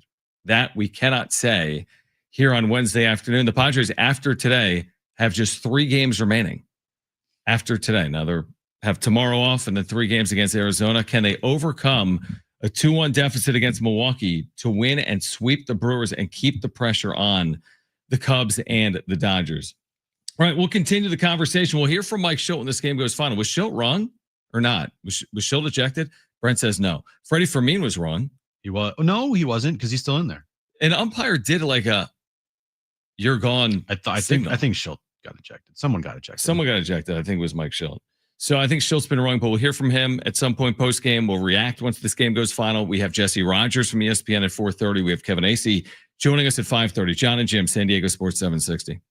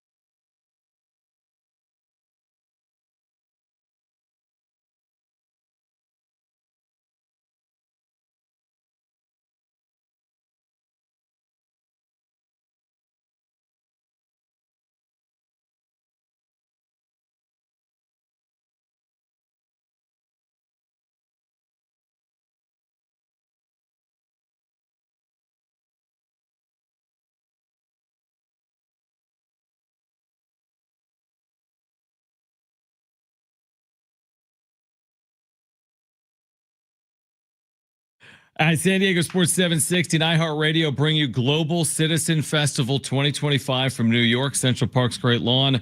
Live performances by The Weeknd, Shakira, and more, hosted by Hugh Jackman. Join the movement to end extreme poverty now, one action at a time at globalcitizenfestival.com. Check out Global Citizen Radio all day on the iHeartRadio app or listen to Hit Nation Saturday at 7 p.m. So we're keeping our eye, obviously, on the Padres and the Brewers.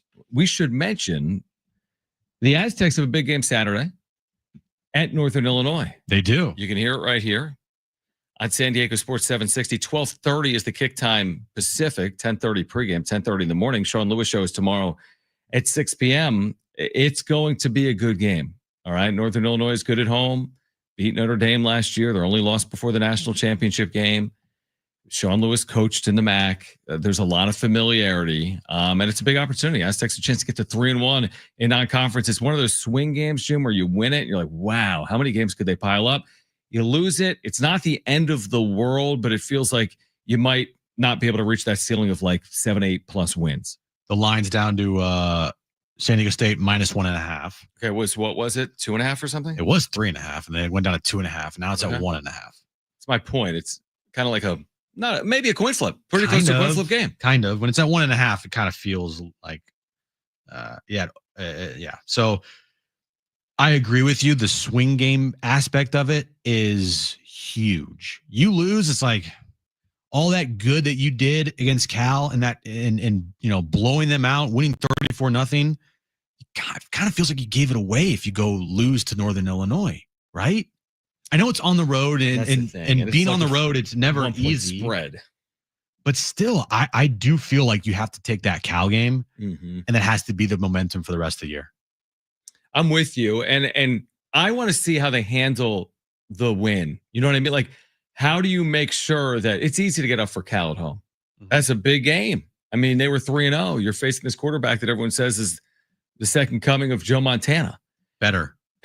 Right. He's like Patrick Mahomes, Lamar Jackson, and Josh Allen in one. And now you take the show on the road. I mean, I go back to week 1. Yeah, they didn't beat a team like Cal, but they won big. And then they go on the road, and they didn't look like the same team, obviously, at Washington State. And now we're heading into this 4th game. Can they look the part? Nobody's asking for a 34-0 win. That's asking a lot in back-to-back weeks. But can they go there, take care of business, and win? Just do enough. I think so. I agree. I think it'll be a very good game. I hope they come away with the win. And then if they do, Jim, now you start thinking about a real big rebound year from where they were last year at 3-9 to potentially starting 3-1 if they win the game. Yeah, we played the win-loss game after the Cal game. We were on the ultimate high, just sniffing hopium everywhere, right? Right. If they lose to Northern Illinois, I do feel like you kind of like, all right, these games are actually going to be pretty tough. And I'm not saying that they're going to have any easy games. Right. But still, if they take care of Northern Illinois, you're 3-1. Man, do you feel good about their prospects for the rest of the season and the outlook of this team going forward and their chances to make a bowl game? They'd be 3-1. They'd need to then go 3-5 in the Mountain West. Yeah. They would make a bowl game going 3-5 in the Mountain West in all likelihood. Here's the other thing. It feels like they're going to be pretty tough to beat at home. If they continue to play like that, yeah. I mean, the Cal thing is real evidence. Stony Brook, you could say, okay, it's an FCS team. But to beat Cal like that, I know they have Boise here, for example. Like, I don't think Boise's just going to come here and, Boise's just going to win because they're Boise. I'm now expecting that to be a very good game based on what we saw against Cal. Yeah, that Boise game, man. That'll be a big game. Oh, yeah. That's going to be a fun one, too. Yeah, because Boise, they lost their opener. Yeah, it's South Florida, but it's still Boise State. They got a chance to rattle off 10+ wins. They might be one of the favorites in the group of 5 before it's all said and done. And we'll see if San Diego State, again, for me, it's like, can you take what you did at home and bring it to the road? Where are you at with your prep on Northern Illinois? What do you got? Well, I'm just asking, where are you? Prepping. Okay. I'm in the midst. In the midst. In the middle of it. I mean, here's what give me a breakdown on their quarterback. They're run heavy. Their head coach was a former NIU Josh running back. Holtz. He was the MVP of a bowl game last year that they beat Fresno State in. This year, his numbers are fine. They're nothing to write home about. Siobhan Wright, their running back. Yeah, he's good. They have good running backs. Kelly Johnson Jr. Running back? Running back. Yeah, their running backs are good. Okay. They are. And here's the interesting thing. Their head coach was a GA at Wisconsin when Sean Lewis played at Wisconsin. And in and in the 2021 MAC title game, NIU beat Kent State. Huh. So there's a lot of familiarity between the coaching staffs of NIU and Sean Lewis and his coaching staff at San Diego State. So there, the more you know. Are you ready for the game now? Why don't you travel out with me? We'll go to Chicago. We'll get some pizza. Okay. What else do people do in Chicago? I'd go to see the Cubs, but they're playing during the day on Friday. Right. Thanks, Cubs. What do people do in Chicago? It's a good question. I've been there a couple of times, but I'm like, what am I supposed to do? You can go to the aquarium.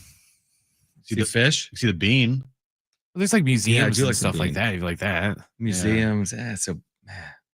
Could go on the top of the Sears Tower. Sears Tower. Done that before. It's pretty cool. Yeah, that's right. Because you went. Here's the thing. You know me. I mean, I'm a baseball guy like you, and I've traveled around. I've never been at a game in Wrigley Field. I can't. I It's don't believe amazing to that. me. It's crazy. I've been to Fenway like 7 times, and I've never been to a game at Wrigley Field. How's Fenway? Awesome.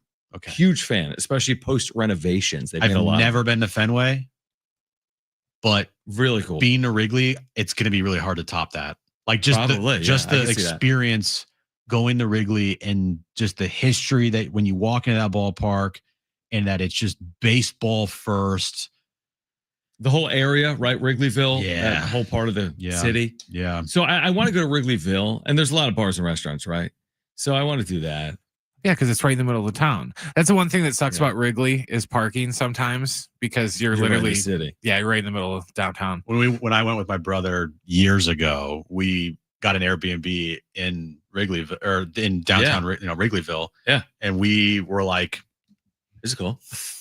3 miles away from Wrigley Field, and we just walked to the ballpark. Wait, you walked 3 miles is far. Maybe you were closer than 3. 3 miles is far. It's far, but it's not like crazy. It's like a 20-minute walk.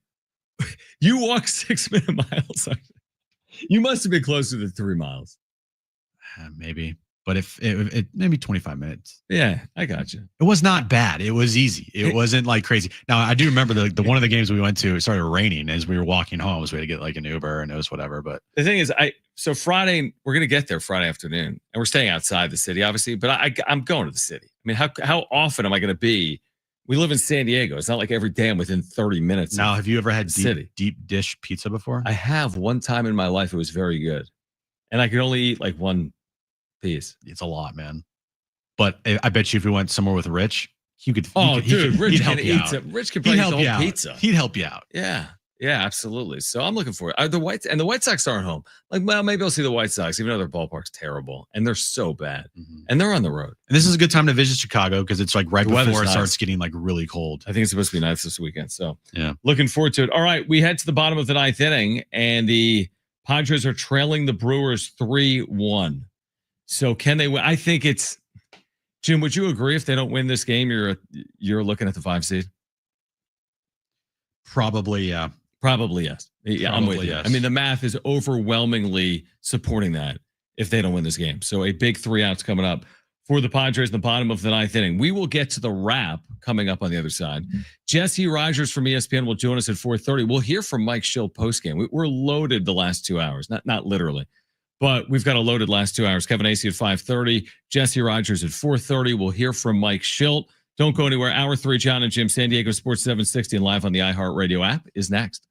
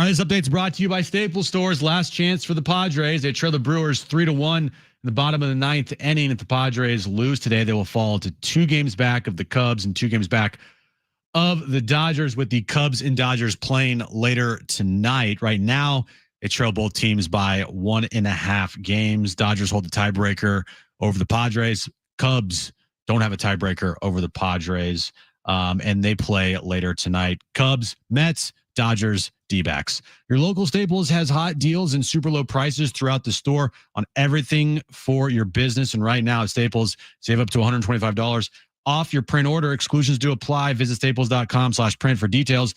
Ends 11/1. Plus, save even more with the Easy Rewards program at Staples. Getting you all set for that drive home. Let's just start the show. Here's Jon and Jim. All right, San Diego and Southern California, what's going on? This is hour 3 of Jon and Jim. We'll be with you until 6 p.m. tonight. We do have SDFC Midweek Live coming up at 6 p.m., and we will have the Sean Lewis Show tomorrow at 6 p.m. We're going to hear from Jesse Rogers, ESPN, at 4:30. Kevin Acee from Petco at 5:30. As Jim just told you, the Padres are working with the final out in a critical game against the Milwaukee Brewers, and we'll discuss the ramifications once this thing is final, whether they win in walk-off fashion or they lose here tonight. But it's significant one way or the other. The win keeps you very much alive. A loss, you are arguably kind of feeling that life support when it comes to anything other than the 5 seed, I guess. It was a fun 18 hours while it lasted. Well, we'll see. Yeah. I mean, the hope of they can do this. They can get a 4 seed. They can host playoff games at Petco. Hey, maybe they can even win the division. We did, man. Last night was fun. Oh man, we had a good show. I mean, we were into it. Yeah, I was into it to start the show. We got to a point where we're like, yo, wouldn't it be cool when the Padres beat the Dodgers in the NLCS in Game 7 to go to the World Series? we were down some paths. Oh, we were down some paths for sure. It's official. The Padres have lost to the Brewers in a game that meant a lot to the Padres and less to the Brewers. Milwaukee comes to San Diego and wins 3-1. They salvage the series finale, and the Padres now need some real help to avoid going to the road in the wild card. It's as simple as that. Do the math for me now, Jim. They are, as AJ Castle just put, he said, major blow to the Padres' chances for home wild card series. They're now 2 games back of both the Cubs and Dodgers, really 3 back in the loss column. The Dodgers might have the West wrapped up by the time the Padres arrive at Petco Park on Friday.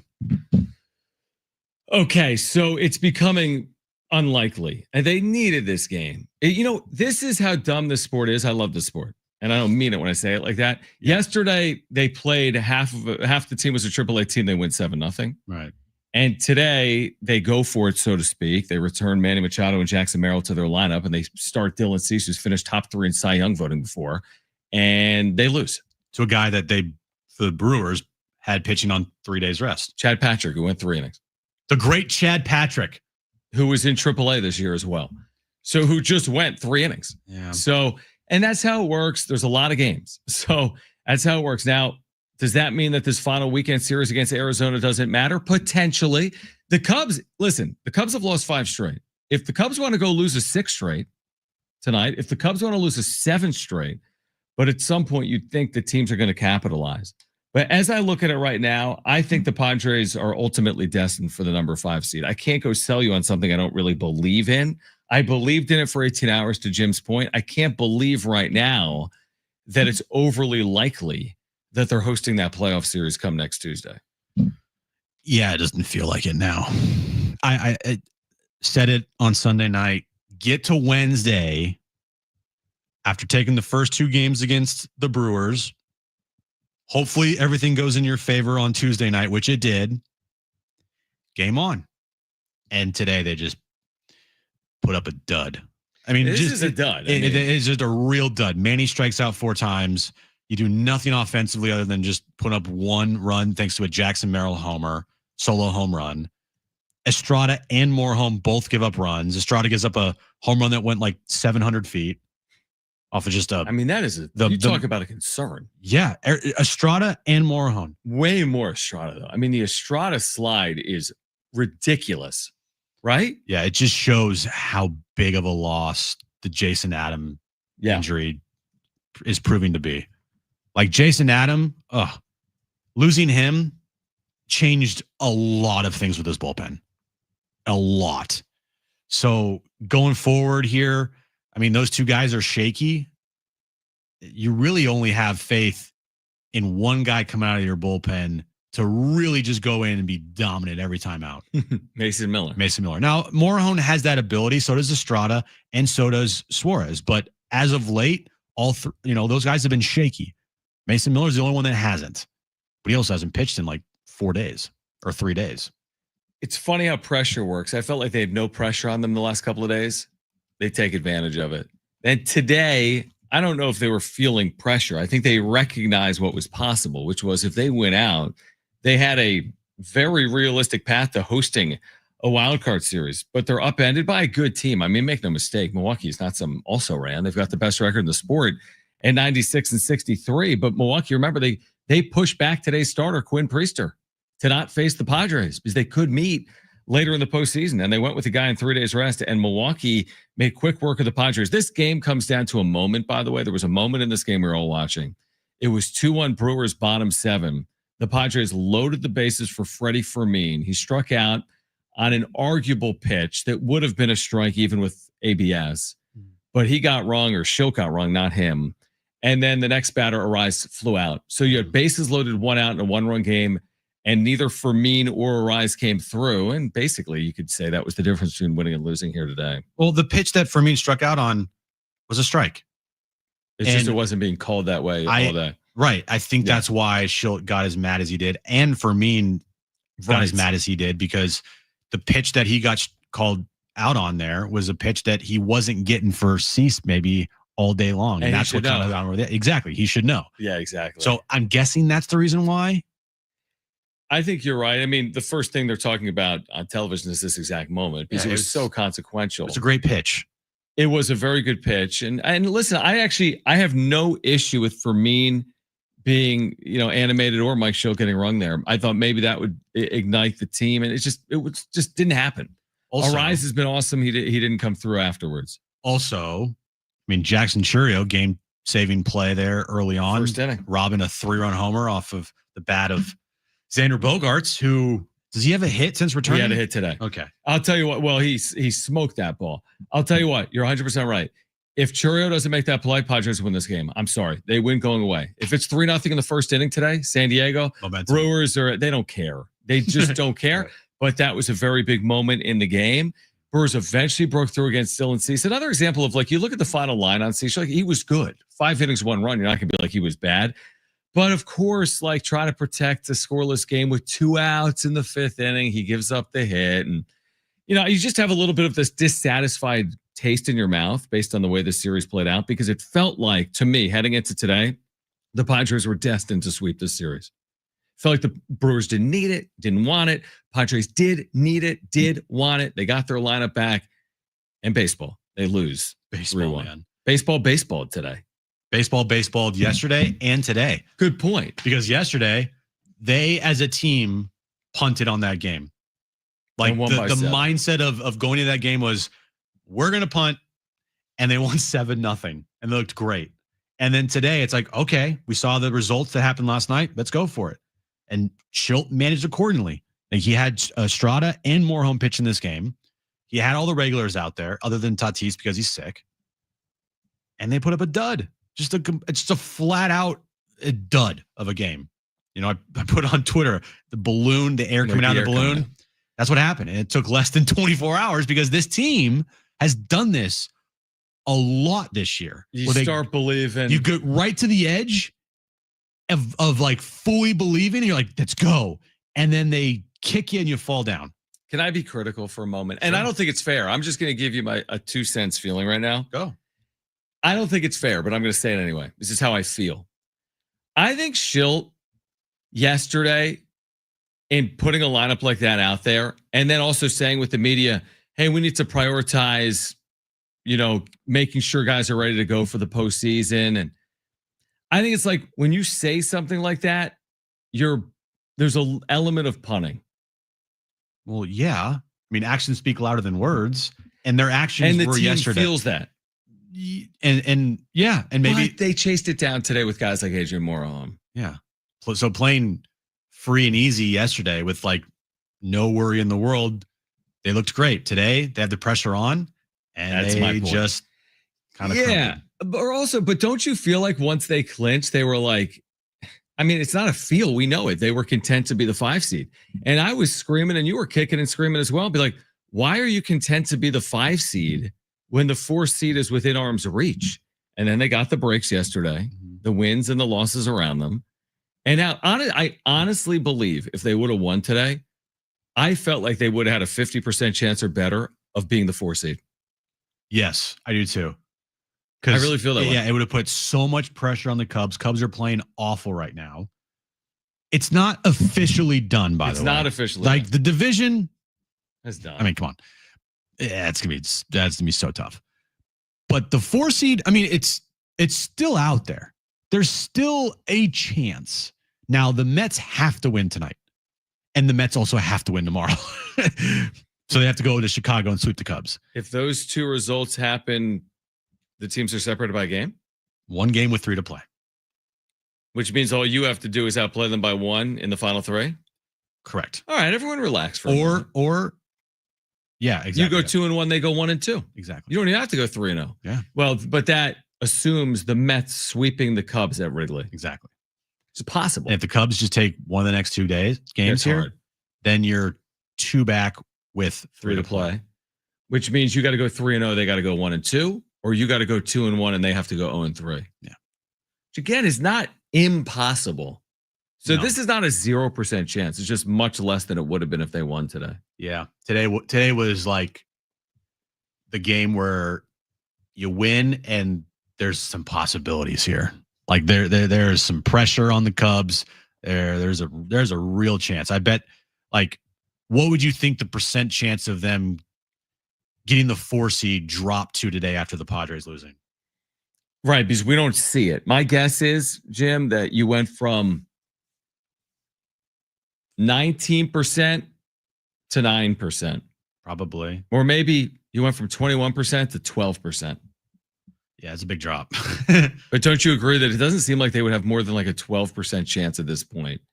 I don't know. Maybe. Like it doesn't feel like they have more than long shot odds. They have odds. They have long shot odds, yeah. And now again, if the Cubs lose the next 2 days, then it's right back to the feeling of what we felt this morning. 1 back with 3 to play. We have breaking news. Ramon Lauriano has fractured his finger and will be out at least through the first round of the postseason. Are you serious? Ramon Lauriano, we'll hear from Mike Schilt on the other side. Ramon Lauriano, who left today's game, we thought and hoped as a precaution after swinging and fouling a ball back, has a fractured finger. There's always a concern with the hamate, but it's not the hamate. It's a fractured finger for Ramon Lauriano. Incredible. Are you So serious? Ramon Lauriano, with 3 games remaining in the season, will miss at least the first round of the postseason. A significant blow to the Padres lineup. We will react on the other side. Jesse Rogers from ESPN will join us at 4:30. We'll hear from Mike Schilt coming up next. A huge blow to the Padres. Ramon Lauriano is out with a fractured finger. This is Jon and Jim.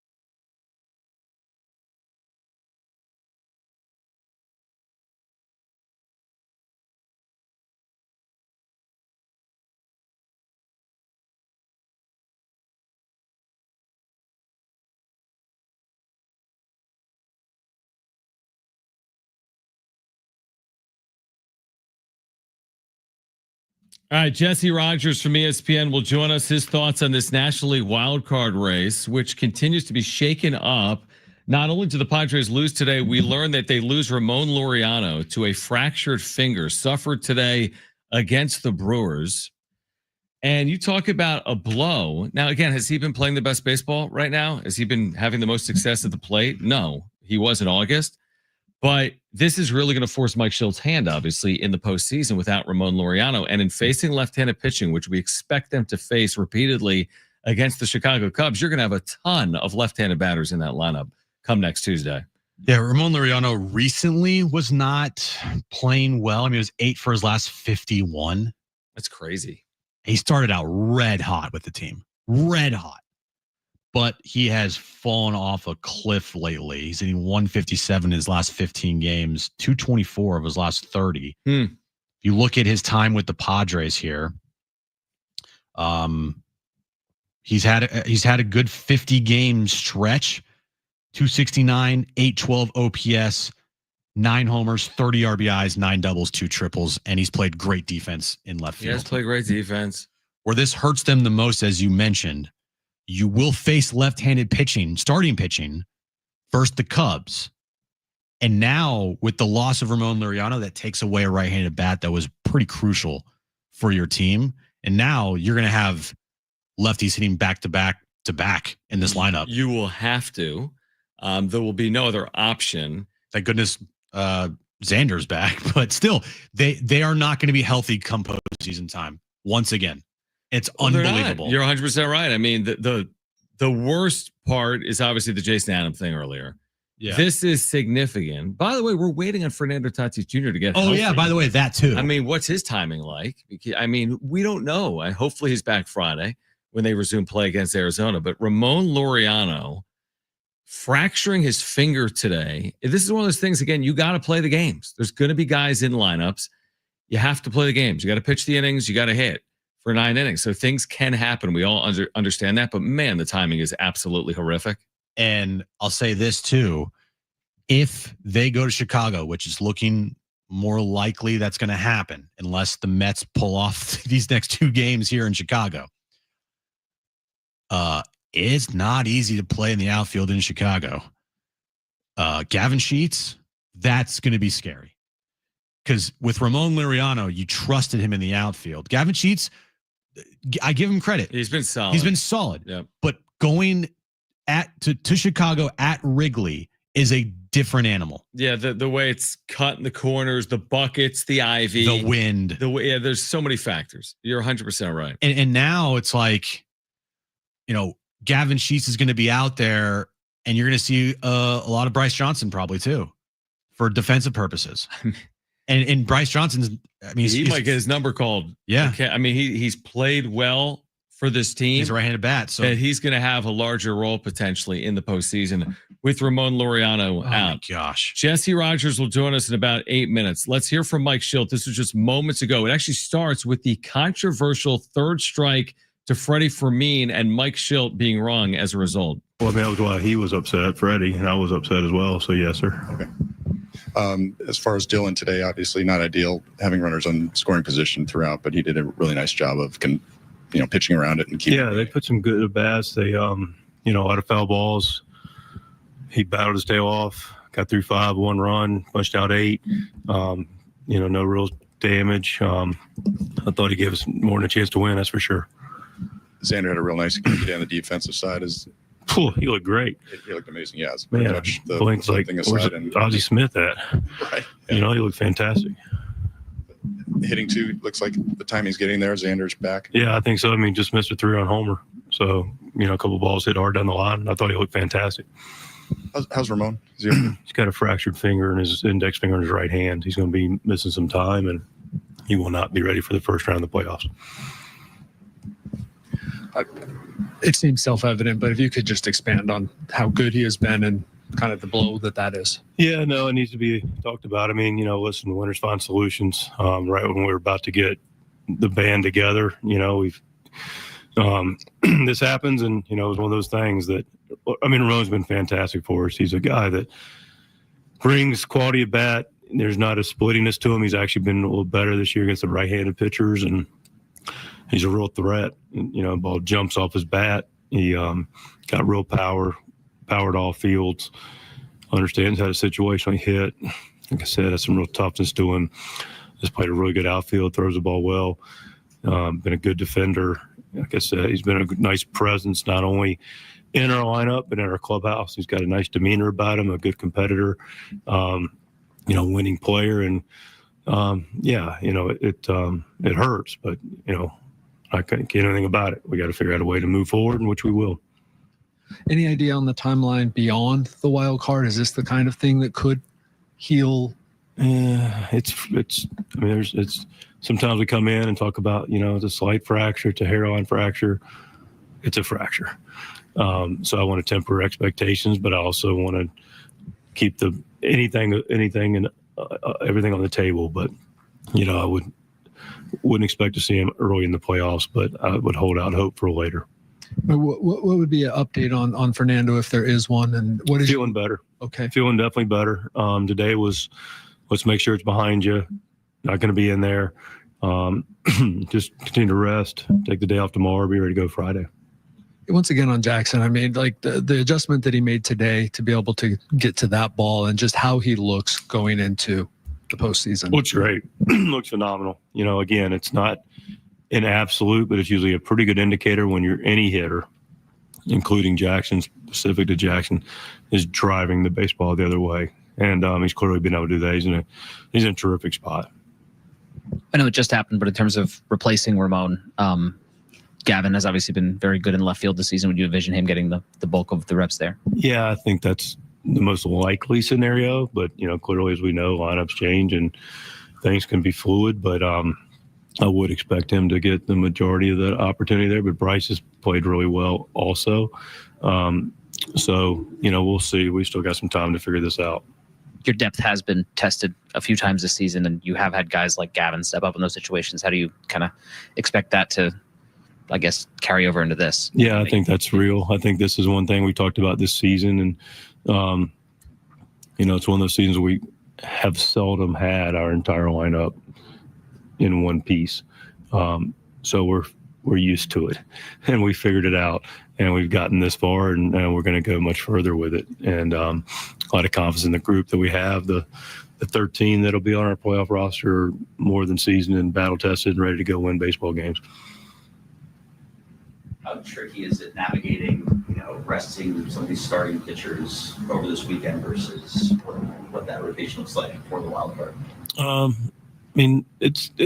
I feel like we've, you know, been able to create a nice balance of it. I mean, today we clearly went for it, you know, with our back end guys. It'll be more of our bullpen balancing this weekend versus the starters because you got, you know, you going on Friday, and we'll monitor what that looks like relative to, you know, next week. But it's been set up for a reason the way it is, and Mike will start on Saturday, and we'll channel his workload accordingly to also look at our bullpen that day for the guys that are more of the higher leverage guys getting to pitch that day. So we got a plan.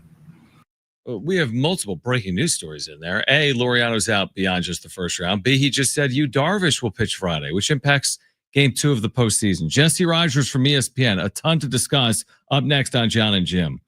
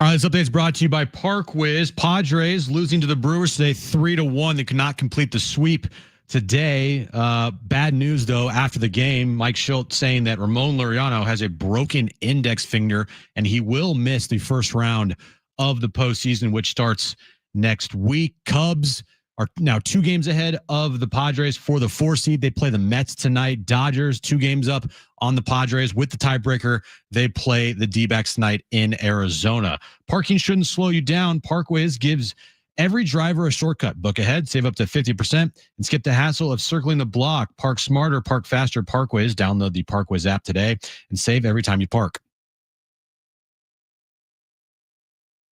All right, Jesse Rogers, ESPN, who spends a lot of time covering the Cubs and the White Sox in Chicago with us right now on Jon and Jim. This has gotten interesting down the stretch, hasn't it, Jesse? It's like who really wants to host these series? So the Padres felt momentarily like they might have even had like an upper hand. They go out and lose today. Cubs have lost 5 straight. How do you see this playing out? And what's going on with the Chicago Cubs right now? I mean, no coincidence, I guess. They haven't won since they clinched. So, they have that little hangover, literally and figuratively, and they haven't come out of it. I had a 6-1 lead yesterday to the Mets and blew it. I think it was a perfect storm for the Cubs. They clinched and then faced the Reds and the Mets, 2 desperate teams. The Reds swept them, and now the Mets have won game 1. So a little fluky, but I've opened the door a little bit for the Padres. I still think it looks like, after the Padres lost today, the Cubs are in control. But they still have the desperate Mets to play, and then a home series against the Cardinals. So we'll see. Again, no coincidence. First longer losing streak for them comes right after they clinch. I think Craig Counsell would have liked to see it more like 2 or 3 games instead of 5 games. But it is what it is. It's a reminder. It's a long season. I'm actually in Cleveland where the Tigers are, you know what they're doing. So it's just a reminder that September just feels like it goes on forever and some weird stuff happens. But the bottom line is both the Cubs and Padres are in. Yeah, and they're most likely going to face each other here in the wild card round, unless something kind of crazy happens here with the Dodgers. And looking at that series, if it is Cubs Padres in Chicago next week, how do you see that series lining up? And who would you give the edge to between the Cubs and the Padres here? Yeah, I would give the edge to the Cubs because they're at home. I think that's key. If this was at Petco, it would be a different story. So I think that's a huge thing that if the Cubs do clinch the home field, San Diego's under 500 on the road. I mean, it doesn't take an expert to sort of think that the Cubs might be the favorite there for that reason. Yeah, the Lauriano injury certainly hurts. I mean, I know AJ Preller worked hard to shore up the bottom of the lineup there at the deadline, and now you lose a guy like him. Of course, the Cubs have their own injuries. Tucker's hurt. Their number 1 starter, Cade Horton, got an MRI on his back. That would be huge news if he can't go. He's their best starter, and in my estimation, it's really not even close.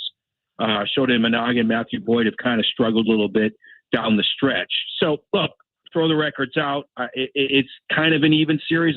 Vegas gives the Cubs a little bit of an edge because they're at home, but other than that, like veterans on both teams, experience. I just feel like the Cubs at Wrigley is definitely going to be helpful. Jesse Rogers, ESPN, with us right now. Jon and Jim, San Diego Sports 760. You mentioned Kyle Tucker. Is there an expectation on Tucker? Are we aware of what the plan is for him in terms of returning? I think he's going to DH this Friday until further notice. Maybe get back in the outfield Saturday or Sunday. So I do think he'll be available next Tuesday. Could be in a DH role. Lingering calf issue, but will he be in rhythm? Like he's missed a 3 weeks, and so just not sure. And I don't think the calf is going to be completely healed. So again, if he has to DH, that throws their defense for a loop. Not a perfect scenario, but he will be in the lineup barring a setback. And back to the Lauriano injury and how it really hurts the Padres from the perspective of, the Cubs got 2 starting lefties. I don't know whether they're going to be lined up here in the wild card series, and they got a bunch of lefties in their bullpen. Padres now are going to be forced to play a lot of left-handers in their lineup with the loss of Lauriano. That's not good news for the Padres, right? No, it's not. The saving grace is the 3-batter minimum, I guess. I mean, you separate the lefties a little bit, then you get the Cubs left-handed relievers in there against righties, and you got a shot. Saw the Mets do some work against lefty pitchers last night against the Cubs. 2 home runs off two different left-handed pitchers. So yeah, no, it's not good news if you can't be balanced. Cubs have a pretty good bullpen, lefty, righty splits and all that. And you're right, Shota Imanaga and Matthew Boyd would line up for game 2 and 3. And so they're tough on lefties. They're especially Boyd, in my opinion. He really knows how to navigate. I think he'll be the game 3 starter if necessary, and Shota would be the game 2. Depending, could be weather, dependent, wind blowing in, wind blowing out. Shota's a fly ball pitcher. But I think they need the balance against the Cubs staff. It's pretty balanced themselves. Jesse Rogers, ESPN, with us right now on Jon and Jim. Who do you like in the National League? I ask it like that because it seems like a lot of these teams have not played their best baseball here recently. Who's your National League favorite? Well, I picked the Dodgers to repeat in March, and I usually never pick a team to repeat. I know how hard it is to play the 7 months, 2 years in a row, but they certainly are built for it. If not them, then who would you ever pick to repeat? And of course, the Phillies are right there. Let's not forget that both those teams were built for October. They just had to get there. So there have been moments where the Dodgers and Phillies haven't looked their best, but that doesn't worry me. Let's not pretend like they're not going to be the favorites. Even without Zach Wheeler, the Phillies are stacked. Christopher Sanchez has taken another step. Suarez, Nola's starting to come into form. I'm not sure what order they'll go into, but I think the Phillies and Dodgers are still the leaders of the pack. Look, and let's not ignore what Milwaukee's done. They deserve the credit, but I'm sure the odds makers will make the Phillies and Dodgers the favorites in the NL. Looking at the American League, you're covering right now Tigers, Guardians. That has been just an unbelievable collapse by the Tigers. But the landscape of the American League, right now on Fangraphs, they have the Seattle Mariners as the favorites here in the American League and all of baseball to win the World Series. Do you agree with that? And how do you view the landscape of the American League postseason? Well, there is a lot of upside with Seattle. That's the word I keep hearing from people within the game, especially with their pitching staff. Like, there are guys that are just rounding into form now. Be careful. Hot Septembers don't always lead to hot Octobers. So we could say all we want about how good they look right now, and it could all turn next month. I think definitely it's a more wide open field. We've kind of thought that for months now in the AL, I think. Seattle's had its ups and downs. They're another team not great on the road until more recently. So you just never know. You get a team outside its comfort zone. You just don't know. I still like the Yankees. I mean, slugging home runs is a good thing in the postseason. Yeah. And if Fried and Rodon can kind of lead the way, that's not so bad. And Heal's back, Luis Heel as well. So I wouldn't discount the Yankees as many problems as they have sometimes on defense and running the bases just because they're not that athletic. So I agree with most people. It's wide open. I am not making predictions. What's the point? You just don't know. Best of 3, best of 5, man. And in no 100-win teams, the Padres made sure of that by beating the Brewers yesterday. So that's it. Let's go. I mean, whatever the case may be, you're separated by a few games over 162, and you're going to tell me this team can't beat that team? It's that close. Even if you've beaten a team by 5 games in the standings in the regular season, that's pretty meaningless come postseason. That's a good point, Jesse. Final one for me. There is no precedent for what's playing out between Detroit and Cleveland, right, in the Central. I mean, you hear about the 64 Phillies for forever, but what the Tigers are attempting to do by missing the postseason is basically unprecedented, is it not? Oh yeah, I mean, yes. Their largest lead of anybody was 14 games. Of course, the Guardians got down by 15.5. You just don't see a team with that lead squeeze the bats as tight as they're squeezing it. You just usually playing with a lead, you could play loose. I actually think they're missing some leadership within the room. I'm sure AJ Hinch would disagree. I'm not talking about coaching staff. I'm talking about player wise. Leadership happens in the difficult times, right? Right. And they were flying high for so long, they probably didn't even think about it. But think about it. I'll just use the Cubs as an example. They're paying $5 million to Justin Turner, basically to be a player coach. Right. Now he can hit left-handed pitching, but he's a player coach in there. I can't name one Tiger that kind of gives me that feel. Gleyber Torres, Javi Baez are veterans, but you need guys that are going to kind of show the way. And this to me is the result of when things go south, you can't get out of a hole because you're not sure you have that veteran leadership. So they're learning a here. they're in that situation where if anything can go wrong, it spirals and snowballs to something even bigger. And we saw that even last night. Skubal gave it up in a weird and crazy way, a balk, a wild pitch, an error by him alone. So they're in the middle of a storm, and I'm not sure they can get out of it. It's been truly unbelievable. We appreciate you taking time for us because we know Tigers and Guardians underway today from Cleveland. Jesse, appreciate your time, and we'll do it again hopefully at some point in the postseason. Thank you. Yeah, should be interesting week next week. Take care, guys. Absolutely. It will be. Jesse Rogers, ESPN, again in Cleveland for Tigers and Guardians underway tonight at, I don't even know the name of that place, Progressive Field, maybe. So I think Mike Schultz tipped his hand post game. Well, he didn't tip his hand. He showed his hand. Or showed his hand. Tipped, showed. What I'm saying is, like, he said that showed his hand. He said that Yu Darvish is pitching Friday. And Michael King's pitching Saturday, which you're not pitching Michael King game 2 on short rest. No, you can't. There's no world where Michael King could possibly be on short rest. No. The only world is if you would never do this. Don't get cute here and throw guys 2 innings and use this as bullpens. You could do something like that, but I think it's got to be Darvish game 2 if he's throwing Friday night. To your point, that's 4 days rest, pitching Wednesday. And then for King, he'll throw Saturday, have 4 days rest, and throw, Thursday in game 3. If there's a game 3, that's pretty fascinating. That'll be Darvish for game 2. Yeah. So that's, without officially saying it, that's their postseason rotation. And I'd be surprised if it was anything other than that in the wild card round. Pivetta game 1, he won't pitch again unless they decide to go have him pitch an inning on Sunday. Pivetta game 1, Darvish game 2, King game 3 if necessary. All right, we will keep you updated. Reporting coming in here is the Padres lose again. They lose Ramon Lauriano. So the insult to injury is you lose Ramon Lauriano. After losing today to the Brewers, they'll have Thursday off, and we're scoreboard watching still around the National League. Coming up at 5:30, Kevin Acee has the absolute latest for us. We've got you covered here until 6 p.m., reacting to a Padres loss this afternoon to the Brewers at Petco Park. This is Jon and Jim, San Diego Sports 760 and live on the iHeartRadio app.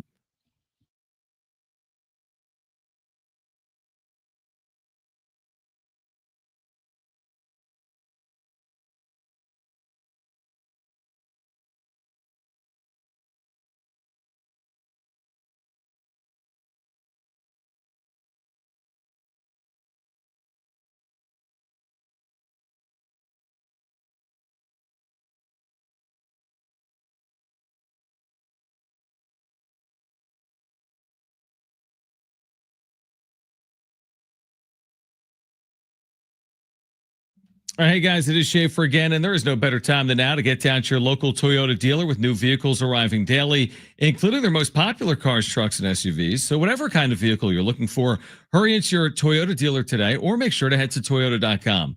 If you're looking for a great deal on a new Toyota, there you can check out all the latest offers and search inventory. Finding the Toyota that's just right for you starts at Toyota.com. Toyota's Beyond Zero lineup of electrified vehicles helps to create a greener planet. Toyota's Beyond Zero lineup supports a greener planet with a wide range of electrified vehicles, including hybrids, plug-in hybrids, and fully electric vehicles. Or take each day further than you thought possible in a new Camry with its stylish looks that'll make an impression wherever you go. See your Toyota dealer today and discover what makes Camry legendary. There's no better time than now to get down to your local Toyota dealer. Get your local Toyota dealer today or Toyota.com. That's Toyota.com, your Toyota dealers. We make it easy.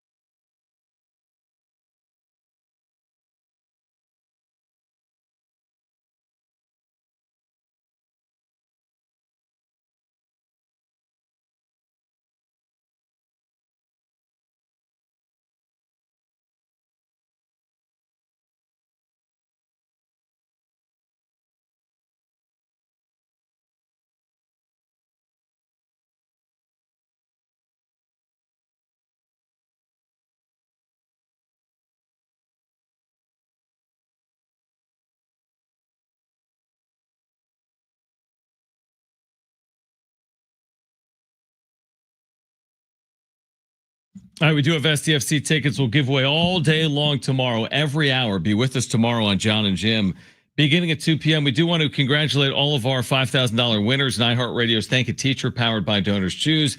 Still time to nominate a public school teacher making a difference, and maybe they'll be one of our next winners of $5,000 to make over their classroom. Help us say thank you to the educators shaping our future. Nominate your favorite teacher now at iHeartRadio.com/teachers. All right, so Kevin Acee at 5:30. We just had Jesse Rogers with us. I mean, he agrees with Kyle Glazer, who kind of agrees with us that home field matters. Not the end all be all. With these teams, it does. Right. Because of how good they are at home compared to on the road. Right. We've seen a lot of road teams win wildcard series the last 2 years, but I think home field, obviously, you'd much prefer to have it. Mm-hmm. And right now, the trend lines are suggesting the Padres have a lot of work to do to get this series at Petco as opposed to Wrigley. Yeah, you're going to need not a miracle, right, but close to it. You're going to need the Cubs to continue to keep losing. And then you need to probably sweep the Diamondbacks this weekend, right? That's kind of what I feel like they have to do. Cubs keep losing and sweep the Diamondbacks? To feel good about your chances. Mm-hmm. That's exactly right. Like, you go out Friday and you lose, even if you're still mathematically in it for the 4 seed, doesn't feel like that can happen unless the Cubs keep losing. But, when do the Cubs and Mets play tonight? They play at 5 o'clock. 5 o'clock. 5:05. Okay, so Boyd's on the mound, and we'll see what happens. I mean, yeah. The thing that also came out of Mike Schultz's press conference that I know we keep talking about, their rotation for the postseason. Darvish game 2. Interesting. I did not think that was going to be the case. That's shocking to me, but I think it speaks to what we've all recognized with Michael King. You're rushing him. Now, not that game 3 is like it's an easier landing spot. That's not an easy land. But it just feels like with Michael King, how could you have utmost confidence with any of these pitchers beyond Nick Pivetta is what I'm learning. I don't have utmost confidence in you, Darvish. I don't have utmost confidence in Michael King, and I don't in Dylan Cease. That's what it's like. You got to choose the lesser, I hate to put it this way, lesser of two evils. They're not evil, but just... Well, it's a saying. I know they're not evil. I know. They're not evil, but your options are not good. They're fine options. They're just not like the best options. On paper, name-wise... Forget name. Look at their years. I know. That's what I was going to say. Name-wise, they're all good options. But year-wise, you look at their years, it's like Cease, not great on the road. Darvish, got around a 5 ERA. King hasn't been healthy all year. There's only one guy in the rotation that you're throwing out there every 5th day and you have the utmost confidence in. That's Nick Pivetta. You made the point. We may have seen the last of Dylan Cease. That might have been it. Maybe. You may never see him again in a Padres uniform. They have to now win a series. In all likelihood, maybe there's an all-hands-on-deck situation where he's active and you're using him in some capacity. Maybe. Doubt it. I agree. I don't think it's likely. I don't think that's the first order of business. So now they got to go win a series somewhere. Not that I'm all like, I can't wait to see Dylan Cease again. Right. But I would actually love to see Dylan Cease again because that would mean that they're probably advancing. I don't see them saying, you know what? We're going to have Dylan Cease coming out of the bullpen in game 3. Yeah, sure. I mean, here's the takeaway for me. I'm putting it all on Nick Pivetta. All right. It's all on Nick Pivetta because you basically have to win game 1 because, again, I probably said that in 2020, and that was a fake year, and they lost game 1. I have no idea how they won that series. And it also was at home. But how do you lose with Nick Pivetta on the mound in game 1 and then win back-to-back games in Chicago with you, Darvish, and Michael King? Like, that to me would truly be shocking if they lost game 1 with Nick Pivetta on the mound and then won games 2 and 3. That to me would be very surprising if they pulled that off. And as Jesse Rogers pointed out, Cade Horton leaving yesterday's game and after 3 innings, you want to know what he's done at home this year at Wrigley? I'm guessing he's been pretty good. In 11 starts at home, he's got a 1.63 ERA. That's good. Very good. And you look at his last 7 starts, he's 4-1 with a 1.64. So I think they took him out after 3 innings because they want to be safe. Also because he's like, I feel a little something like where you're not going out there. Yeah. And I think they did say MRI, right? They were having an MRI. So, I mean, you never know. That would be a massive loss. And that's what Jesse Rogers just said. I mean, that would be a massive loss. But assuming he is okay, and by the way, they're getting Kyle Tucker back this weekend, he just told us. So you're getting a real legitimate bat, one of the better when on his game in the National League. And to your point, that rotation, I get it. Imanaga and Boyd haven't been dominant, and Boyd has struggled. Yeah. So they haven't been dominant. So maybe crazier things have happened, but I'm putting a lot of the onus on Nick Pivetta in game one. Yeah, taking game one of a 3-game series, huge. Especially if you do it on the road. So much pressure goes on the home team in game two. I really want to go to that series. I'm not going to. No, you're not. I'm not going to be there. But and again, it's like there was a moment in time, a short moment in time. I really thought the Padres were going to host that series. Yeah, it lasted for like 12 hours. No, a little more. Game ended last night at like what? I mean, it ended after like the third inning. Actually, really the first inning because I went 4-0. 4-0. But once that game went final, and then we saw that the Dodgers lost, and the and the Cubs lost, and the Brewers announced they were moving their starter back to Friday, for today. Like that combination, I thought the Padres were going to win today and put some serious pressure on both LA and Chicago. Some of that pressure is now off, is what I would say. Yeah. We got very high on hopium. If you go back and watch the wrap-up show last night, we're talking about like game 3 of the World Series. We literally are. We're like rotation for the World Series. It wasn't our fault. We were going down the path that people were taking us. I know. The conversation. But that just shows you how quickly things change. And more often than not with this franchise, things change very quickly for the worse. Every time the vibes get to where they were, you come Ramon Lauriano is likely out for the postseason. He didn't say that, but if you heard his voice, he kind of said that. He's like, oh, the beginning of the postseason, you're not going to see him. He's like, it's a fracture. Like that's a 6 to 8 week injury. Yeah, not hairline. No. The bone's broken in his index finger. That's a 6 to 8 week injury. And the postseason ends well before that. Yeah, I mean, you're right. Exactly. It ends in like 4.5 weeks. Yeah. So that's a big loss, obviously. And you're going to feel it against a team like the Cubs. And everyone is sensing that because the Cubs have left-handed starters and 4 left-handed relievers. So you're going to feel it as more lefties are going to be in this lineup right now for San Diego. Man. Vibes are too good. But doesn't mean that the vibes can't go shooting right back up after a game 1 win.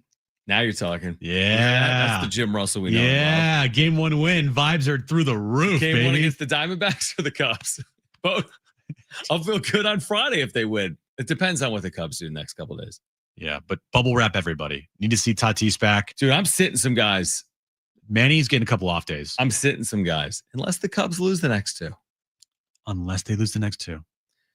You almost wonder, do you want the Cubs to put you out of your misery? Do you think the Padres, I know the answer because, of course, they would love to host a postseason series in the wild card round here. Nothing more than they would want to do than host a postseason series. But they also, showed their hand yesterday, the priorities with the team, which is health, because they sat everybody. So, yeah, I think that they also are looking at the health of this team as after today very important. And of course, it backfired. Not backfired, but just like blew up in their face because now Ramon Laureano's out. And that takes away a big piece of the puzzle here for your team. Great defensively and left. A right-handed bat that you desperately could not have lost. I mean, you can't. I mean, seriously? No, you need him. I mean, he balances your lineup. He was great for a month. He's been bad for a month, but he was great. He was putting up such a great year, too. His year is a career year. And I know he was struggling recently, and it wasn't pretty, but I mean, he gave you what you needed. And now I'm not saying that you can't replace that with Gavin Sheets, but defensively, not the same. Offensively, he's around the same, but as a left-handed bat, you're going to see a lot of lefties in this series against Gavin Sheets. Just against their bats in general. And O'Hearn. Yeah. And it's just, especially when you have them in succession, which the Padres will be forced to do now with this injury. All right, much more on the Padres and the postseason and what played out today at Petco and the loss of Ramon Laureano in the 5 o'clock hour. And Kevin Acee will join us live from Petco at 5:30. We'll give away tickets to see UB40 at the Cal Coast Credit Union Open Air Theater on October 4th in the 5 o'clock hour as well. But don't go anywhere. Padres fall to the Brewers, and they've lost Ramon Lauriano as well. This is Jon and Jim, San Diego Sports 760 and live on the iHeartRadio app.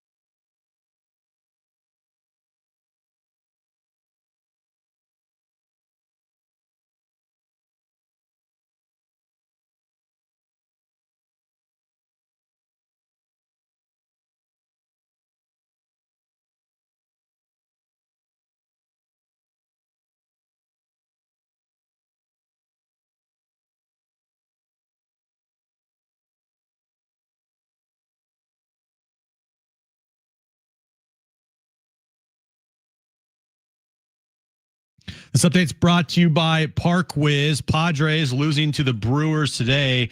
More bad news. They also lost Ramon Lauriano. He broke his index finger. Mike Schultz said that he will be out for the wild card round next week at the minimum.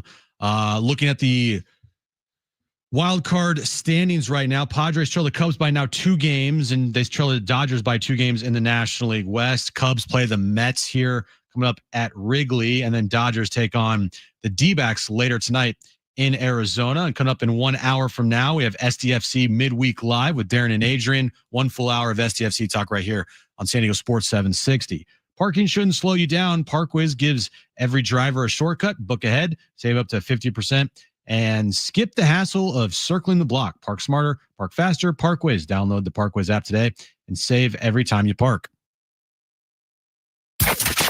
Getting you all set for that drive home. Let's just start the show. Here's Jon and Jim. All right, San Diego and Southern California, what's going on? This is hour 4, final hour of Jon and Jim. We're reacting not just to a Padres loss. The loss not ideal because it likely seals your fate to be going to Chicago to take on the Cubs at Wrigley. That's not the end of the world. Health at the end of the day is the difference. I mean, you can't go into a series with as many injuries as you can, but you don't want to be going into the postseason with as many injuries as they're dealing with. You're without key pieces. Jason Adam was a massive part of this team. He's gone. Not getting him back. Ramon Lauriano is having a career year. He was the linchpin of what you did at the deadline offensively. He was the key. Out of Lauriano, O'Hearn, Fermin, make no mistake, it was Lauriano that was the key for the Padres at the deadline. So, yeah, I think you just said off air. It feels like you can't catch a break. I know other teams deal with injuries, but the Padres are certainly dealing with them as well right now. Yeah, it happened last year as well. It's like, all right, everybody's healthy, ready to go. And Joe Musgrove blows his arm out. That's right. It's like, what? Now, what? He wasn't the reason why the Padres lost. Their offense was. But still, it may change everything for game 4 of that series against the Dodgers. That's for sure. Now, they didn't score any runs that game, so it's not like they lost 6-5 or something. Right. But still, to my point of having some key pieces of your team get injured at just the worst time. It's sports. I hate it. It's the one thing about sports that I can't stand. It's also something that nobody can control. Nobody controls it. And you made a point. I even believe. Now I'm thinking it through with the injuries. Hear me out. Let's say you get the breaks and the Cubs lose the next 2 days. Let's just say that for a second. Unlikely, but whatever. I still think you're cautious this weekend because of this. I think you're very cautious. I still think you give Manny a blow one day. I still think you don't use your high leverage guys back-to-back days. I think you have to proceed with caution because of what you're dealing with. You can't lose a bullpen piece. By the way, their bullpen's not pitching well. You can't lose another player in your lineup, a position player. So even if you get close, if the Cubs lose their next 2 games, you're 1 out with 3 to play with a tiebreaker. I still think you're probably proceeding with caution because of what happened today with Lauriano. I agree with that. And I think, hearing from Mike Schilt the other day, he mentioned guys could get multiple days off in the final 5 games of the year. Yesterday, it was everybody sit game. You're right. Well, there's day 1. Mm-hmm. Now, what if you gave Manny Saturday? I bet you Sunday's the day. Yeah, sure. Or you do it like this. 1 at bat, and then we're taking you out. On Sunday, specifically, just to keep you engaged. I don't think it's worth it. What's the reward of 1 at bat, and what's the risk? He gets hit in the face is the risk. Nothing. Or gets hit in the hand and breaks a finger like Ramon Lauriano did today. It happens so easily. Or hit a ball off his foot, breaks his foot like Xander Bogaerts did. 1 pitch. Yeah. One swing. And it's not like Manny's playing well either. He's playing awful. He flat out sucks right now. I mean, we did a deeper dive earlier. I didn't realize it was this bad. 190-ish in September. Whatever his numbers are post All-Star break, they're not good. They are not good. I can find that for you real quick. Some of it is he was good in the back half of July. He was. But he has just been in a tailspin for weeks on end, seemingly. So his post All-Star game numbers, John, 61 games played. 61 games. 61 games. 244 with a 705 OPS. Yeah. 9 home runs, 37 RBIs. That's not Manny-like. His pre-All-Star game numbers in 96 games, 22 doubles, 17 homers, 56 RBIs, 292 with an 840 OPS. That's a big difference. It's like his season last year, but flipped. Exact opposite. His first half last year was his second half this year, but worse, actually. Is it fair to say Like Manny's a damn good player, first ballot Hall of Famer in my opinion. I've said it repeatedly, but he can be a frustrating watch. You know, like just when he's red hot, he can cool off like this. Like he's just, I don't know. There's something about him that can be incredibly frustrating. The numbers are going to stack up. His numbers are great. Look at the last 6 or 7 years. His numbers are better than other Padres the last 6 or 7 years. But isn't there that level of frustration where like, how did you do that for a half a year and then do that for the other half of the year? Yeah. When you're a guy that, you know, he says some outspoken things and he's not the most politically correct player when he speaks, and he's never won anything, and he's never performed in the postseason. You know, he's had some controversial moments in his career for sure, right? The Pedroia slide, the stepping on Aguilar's foot in the postseason, the, you know, when he talked to Ken Rosenthal, right? Ken Rosenthal making him out to be a villain with the sinister sling. Yeah. Not Manny's fault, but No, you get my point. Yeah. I get it. Yeah. He's a very frustrating player at times. Well, and what I mean by that is because your expectations are so high. The Johnny Hustle there's comment. The other side. There's the other side of it. Like I would never call, you know, I wouldn't call like Jay Cronenworth frustrating. I mean, I think Jay Cronenworth is a important piece, but I'm not like overly reliant on him. I'm not calling him frustrating. The Manny, the upside's so significant that when you don't reach that upside, it's very frustrating. I don't watch Bryce Harper every day, but their careers are pretty linked together. Oh, absolutely, they are. Would Phillies fans describe Bryce Harper as frustrating? No, they would not. I don't think so. I don't think that would be the first word they use for him. Right. He's won an MVP. He's led this team to a World Series. He's won an NLCS MVP. He just hasn't won a World Series in Philadelphia. So that might be anywhere. Exactly. So that might be the frustrating part of Bryce Harper is that, you know, Bryce Harper led team hasn't won a World Series yet. That's more probably on the team than Bryce Harper.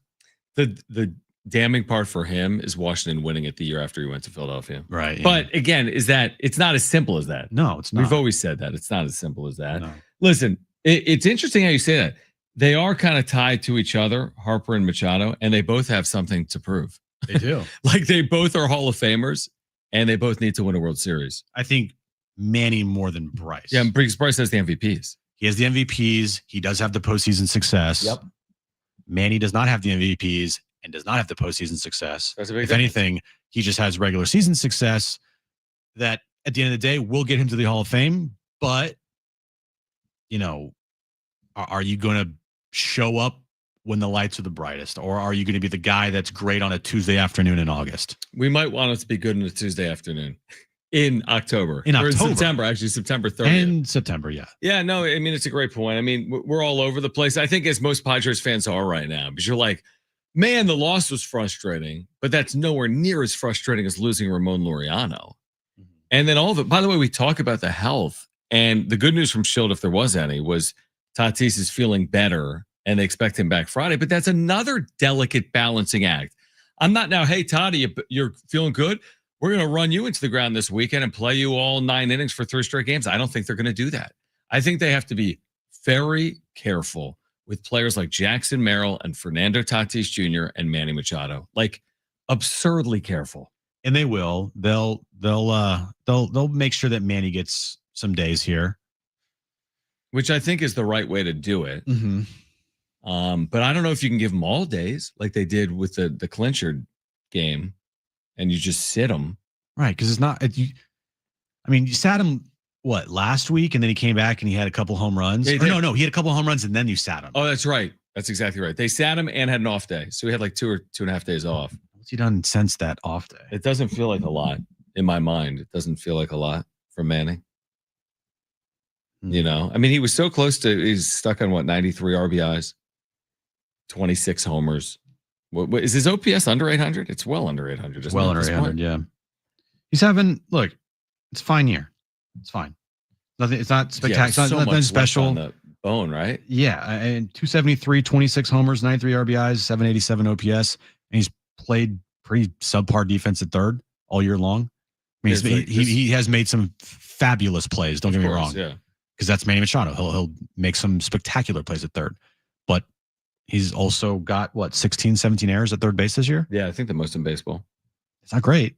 Right. and he's had an awful last 2 months. Yeah, that's why I say he's left meat on the bone. Like if he would have finished this season off with good months, he'd be at 32 home runs and 106 RBIs, and we were saying 840 OPS. We were saying, wow, this is Manny's potentially best year in a Padres uniform too. Meh. I mean, this could rank. I mean, this is his 7th season. There's no way this is better than like his 4th or 5th best out of 7. Do you want to rank him real quick? Well, his second MVP, finishing second to Bryce Harper, is his best year.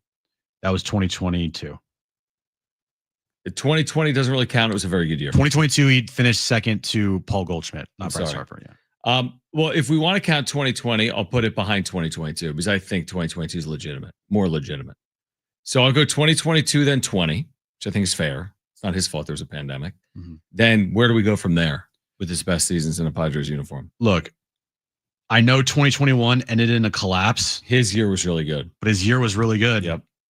That's right. 28 homers, 31 doubles, 106 RBIs, 836 OPS, above his career average. Okay, so put that behind 2022 and or 2020. Do whatever you want with 2020. I would go 2022 is best, 2020 second, 2021 is third. I would go 2024 last year. It's fourth best year. Yeah. And then this first half was awful, so I can't put it up there. But that's fine. 4th. What's 5th? 5th is this year. Okay, and what's 6th and 7th? 7th is 2019? Yeah, and 2023 is second to last. So this is his 5th best year.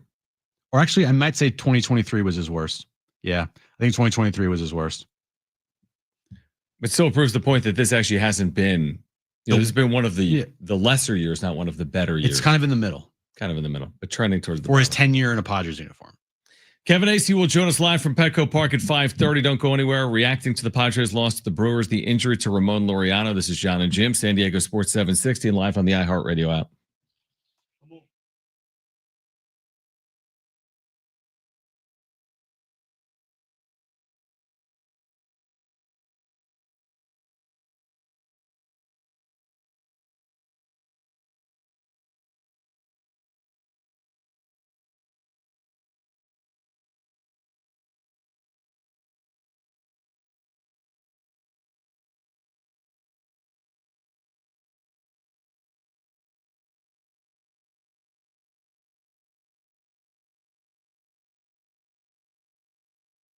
All right, hey guys, it is Jon and Jim again for our friends over at the all-new Jamul Casino Resort, the Players Place. We've been telling you about the hotel and spa at Jamul Casino Resort. It's now open. It's the next level of luxury.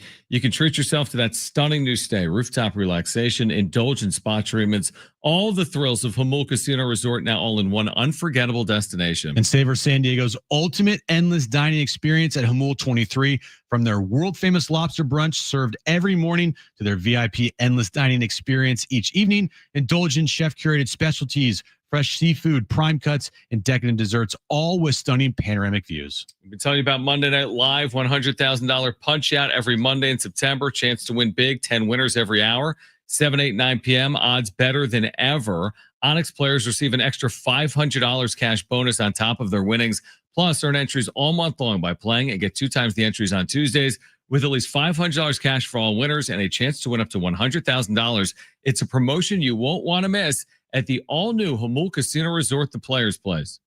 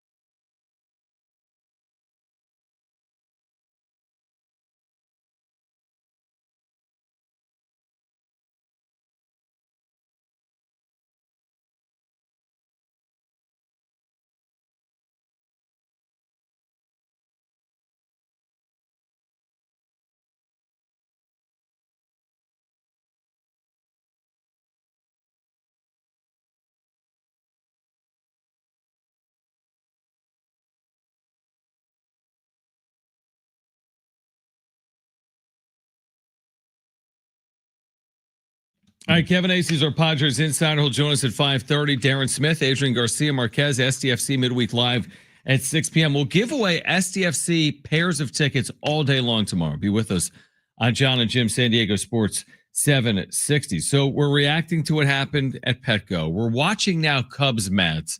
It doesn't feel as edge of your seat-ish as it would have felt if the Padres beat the Brewers today. Oh, if the Padres beat the Brewers, I am so glued. Now I'm making popcorn. I'm glued to this game. I still am going to watch and see what happens, but I would literally be glued to this game. I mean, just such a double gut punch today. You lose, and you lose Ramon Lauriano for the season potentially.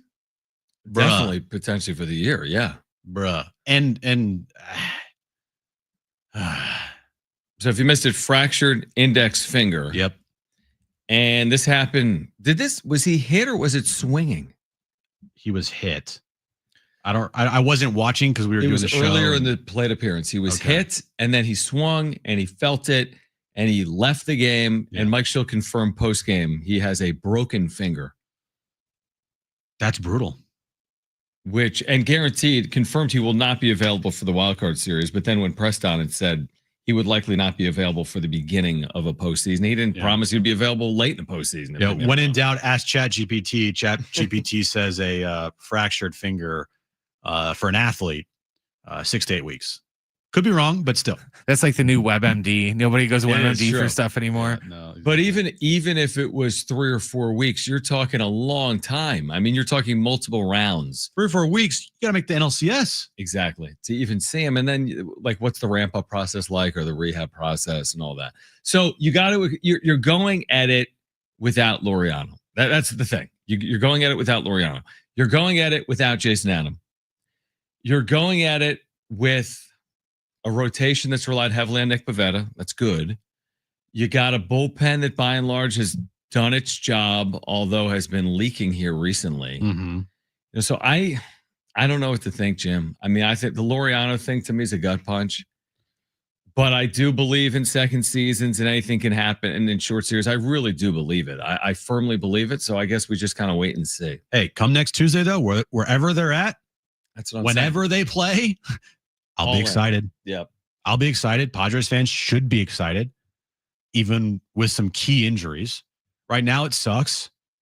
But look, come Tuesday, anything can happen. Mm-hmm. You know, can they beat the Cubs? Absolutely. Can the Cubs take care of the Padres? Absolutely. This is not a David versus Goliath situation here. Cubs can't beat anyone.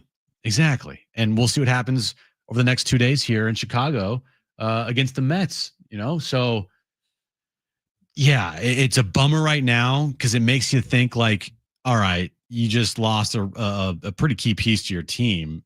I mean, he was an everyday player. He played every single day. Yep. Every single day. Yeah, he wasn't platooning. No, he wasn't situational. No, every day. So, you know, setting everything up. Like, let's go to the lineup right now without Ramon Lauriano in it. All right. And let's just say everyone's still healthy. All right. Fernando Tatis Jr. is leading off. Mm-hmm. Luis Ariz is hitting second. Manny Machado's hitting third. Jackson Merrill probably hitting fourth. Yep. O'Hearn, Sheets, Bogarts is in that fifth category. Xander hitting fifth. Fifth is Xander fifth. And then you're going to go a bunch of lefties? You'll have no choice. Or do you go 2 lefties and a righty to split it up there? You could do that. Could you go after Merrill? Could you go O'Hearn, Bogarts, Sheets, Cronenworth, Fermin, or Diaz? Yeah, of course you could. Of course you could. So you have that split there. Instead of 3 straight lefties, you have 2 lefties and a righty, like because the 3-batter minimum. And then what's their bench looking like? You got Bryce Johnson, who's had a nice year. Coming off your bench as a righty. You have your catcher. Iglesias. And you have Iglesias. Yeah. And then they're gonna have to call someone up.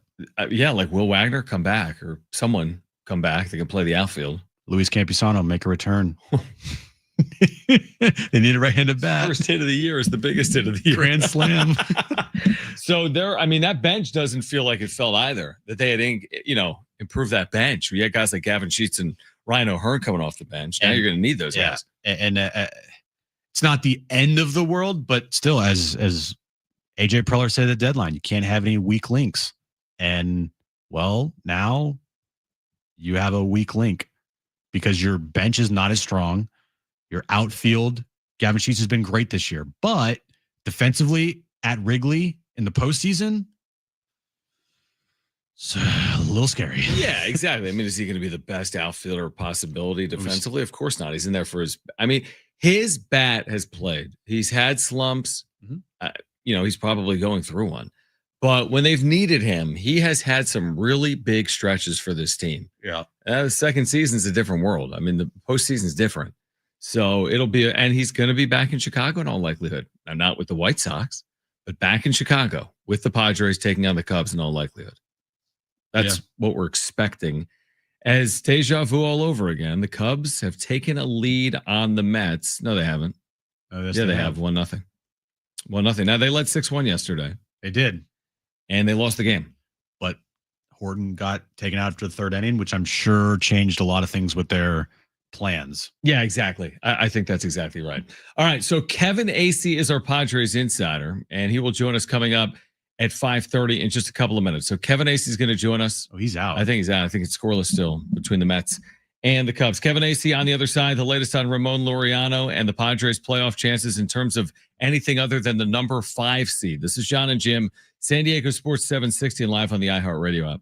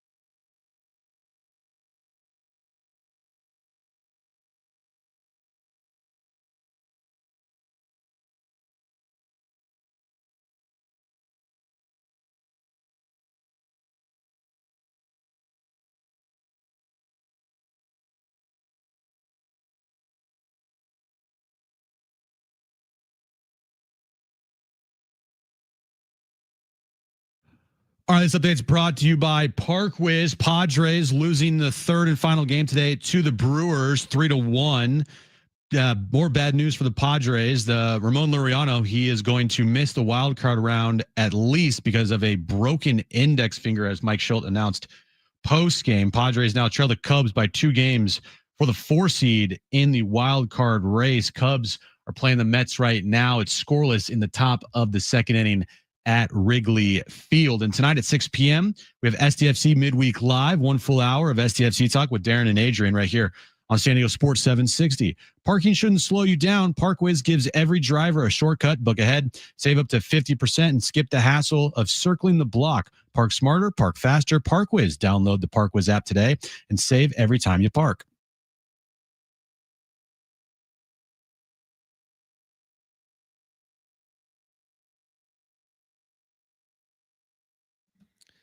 All right, so Kevin Acee back with us. A consequential day. Padres needed a win. They don't get it. But more importantly, they lose Ramon Lauriano to this fractured finger. So, Kevin, we appreciate you taking time for us. It goes without saying that it's significant, this loss. How significant is it? How do they attempt to overcome it in the postseason? It's significant. I mean, I'm with you. It goes without saying that it is. It's overcomable. I mean, now Gavin Sheets has to hit better than he has recently. He has to play the kind of left field that he has played consistently since he figured out how to play it. And, but look, you're losing a guy who has 9 home runs since he came here, 30 RBIs, and I think it's 9 doubles. I mean, the guy is a threat to give you an extra base hit anytime he comes up. Now, he has struggled recently. He's come back to earth after toward the end of a really good season. So you're not losing him. Whereas, where the last couple of weeks were like his first month with the team. It's still big, but this is I'm far more troubled by Manny Machado's ongoing struggles, right? Far more troubled by the questions with the starting rotation. I might be wrong, and I don't mean to totally minimize this, but it is overcomable. So what do you think the corresponding move would be for, a postseason roster? I know we're about a week away from that, but they're going to have, a move for him for a postseason roster spot. Well, what do you think they go? Where do you think they go? I haven't even gone to that. I mean, an extra outfielder, I don't know. They have a bunch of middling guys to choose from. I honestly haven't even gone to there. Just started kind of thinking about my newsletter and how do I expand on what the game story was in terms of Lauriano. I'm not sure if I'm missing somebody obvious, but once you get into the playoffs, I mean, you got Gavin Sheets and Bryce Johnson. You've got 4 outfielders. You're going to get another one. But I don't know the consequence, the consequential nature of who that guy is. That's a fair point. Kevin Acee is our Padres insider is with us right now on Jon and Jim. So I was surprised to hear Mike Schultz say postgame that Yu Darvish will throw Friday and Michael King will throw Saturday. That is presumably that is showing his hand, is it not? Because that means Darvish lines up for game 2 and King lines up for game 3. Does that surprise you? Why or why not? It didn't surprise me just that earlier in the day I'd learned that, and also that they're considering to start Dylan Cease in one of the games against the Cubs. Dylan Cease has pitched really well against the Cubs. How they do still want to see how Yu Darvish and Michael King look. So Dylan Cease went today, so he'll be ready for game 2 or 3, and then that. Or it could be Yu Darvish and Michael King in game 2 or 3, as you noted. They're lined up that way. Or it could be Yu Darvish and Dylan Cease. Or I guess it could be Dylan Cease and Michael King. But I truly believe, based on the people that I talked to today, that yes, probably Darvish and King. But there's zero reason for them to, even in their minds, commit at this point to who it is when they have so many questions about, Dylan Cease, had he gone out today, and it was a good start. It was a good start against a team that's very good, but not a dangerous team. He got himself out of trouble. It was fine. Had he gone out and thrown 7 shutout, was that going to make you feel any better about Dylan Cease starting in the postseason? I don't think it would, and I don't know.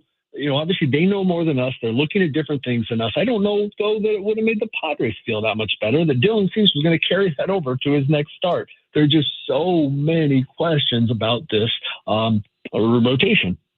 And by the way, you also have to look at the splits. Dylan Cease is a completely different pitcher on the road than at home. So you're right. If he went out today and he threw 7 shutout, his road numbers are still his road numbers. 1 road win, or I guess 2 now. Because Is it 2? I don't even I think know. it's 2. Yeah. I remember. But yeah, he's a different pitcher on the road. So I'm guessing, that's going to factor into things as well. Update on Fernando. Sounded good post game. What's the latest with him?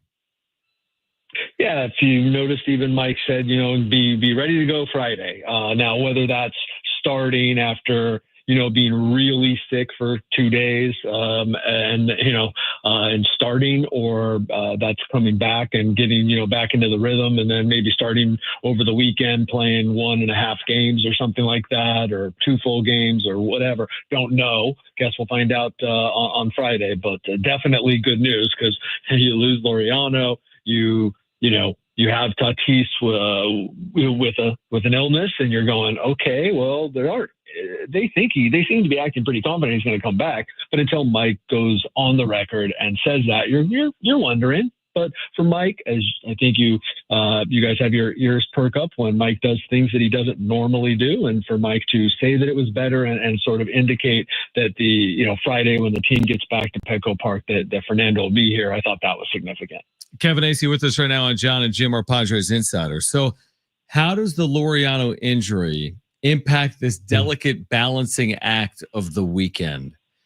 And there's a lot there because it's dependent on what happens here with the Cubs and the Mets. But irregardless of that, even if the Cubs lose the next 2 games, I wonder, based on what we saw today with Lauriano, do you still use an abundance of caution considering you can't afford to lose more players?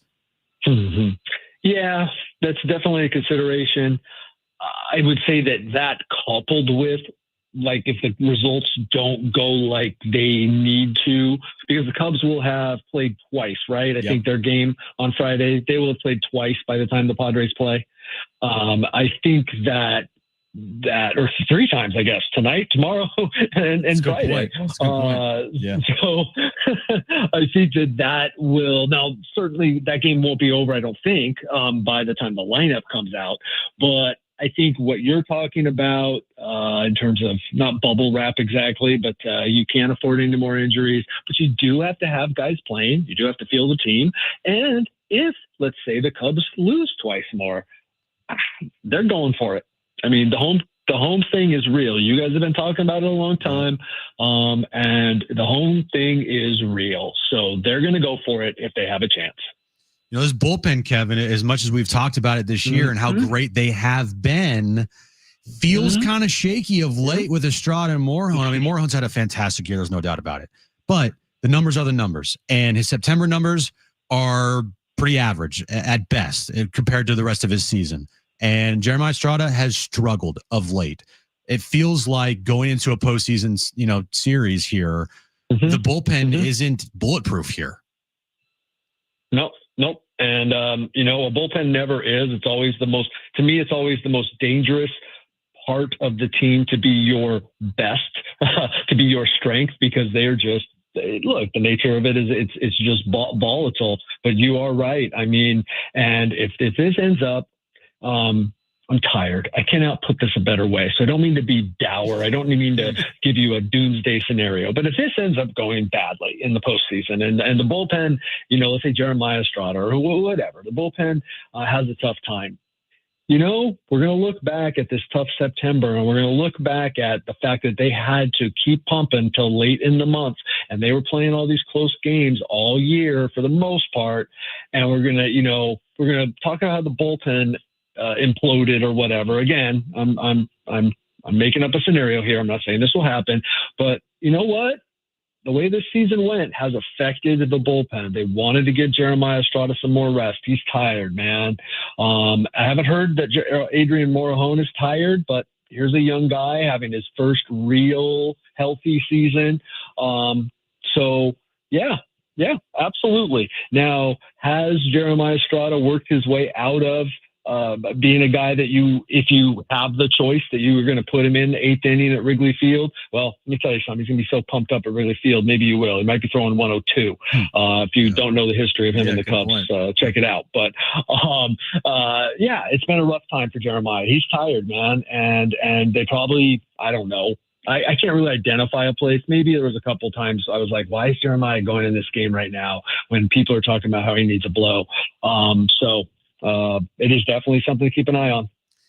I know we've asked you over the last handful of weeks about Machado's struggles, and I know what he said. Like, I've seen what you've written. I mean, he's been very blunt, like whatever the terminology he's used, whether he's cursing or saying he sucks or, he's very blunt with it. It's one thing to say that, but what's the working theory as to why? Health, luck, what's the reasoning? I got all sorts of questions, and I don't want to get ahead of myself. I already projected with the bullpen. Look, the guy played a lot. He probably played too much. He's missing pitches he should hit. Today was almost a career worst game. Tied up high, 4 strikeouts, swings and misses. Just doesn't look good, man. He's tired. There's another one. I mean, I don't think it's the worst thing in the world if the Cubs win 2 of the next 3 or all 3, and Manny gets Thursday off. Maybe plays Friday or maybe doesn't, and then plays Saturday but not Sunday. I don't know, man. I really think that the Manny thing is troubling. What is the evidence he's going to pull out of it? And now here's one thing for you. Like Manny's carried the team before and then not been great in the postseason. Right. Maybe he flips the switch. I don't know. That's a dangerous game to play. I wouldn't count on it, but he is still, Manny Machado. He still has had big moments this year for the Padres. I'm avoiding the question because I think you know why. Like there's a point when we're gonna wonder, does Manny need to be handled better during the season because he's 33 and next year 34 and all that. I don't know. But there's some pretty damning evidence these last 2 months that Manny's gassed. Yeah. This season. I'm not saying gassed. I'm saying that Manny is tired. Yeah. I mean, if you watched him run, yeah, I don't know if it shows up on TV. No, but so there's a point. There's a point. Well, you knew it was going to slow down, but he looks like he just doesn't look good sometimes when Manny's a good runner. Manny's a very good runner, like better than most people think. He's a well above average runner, and he doesn't look good lately. I mean, he's tired. So then who does that fall on here though, Kevin? Like, does it fall on the organization for stepping up? AJ, Mike. I mean, it kind of falls on everybody. Yeah. Now, did they know it was going to happen? As I've pointed out before, in their defense, the guy was, hitting 300 through July or into July, and he is Manny Machado, and a player of his stature gets the benefit of the doubt, and he was playing well. But a part of their job is to think forward. But also they weren't running away with anything at that point, much like I talked about the bullpen. Manny is among the players. There's others, Tatis, Cronenworth, that didn't get time off because this team was, needed wins. They were scuffling. Then they started to get a little bit up, but then Manny starts slumping. And so, everybody, it'll be I don't want to use the word reckoning. It sounds so strong, but there'll be a reckoning. There'll be an evaluation, as there is of everything after every season, but there has to be an evaluation of how Manny Machado is used going forward. Unless there's it doesn't seem that there is, but unless there's some injury that's being hidden, I just don't think so. I'm just trying to, think out loud as to what could possibly be going wrong. But from my understanding, and again, there's an abundance of scouts following this team now. It's not a lot of scouts on the road anymore. Not a lot of teams have major league scouts, but once you get to this point in the season, there's all the playoff teams and the potential playoff teams have guys following. So you talk to them and stuff like you used to be able to throughout the season.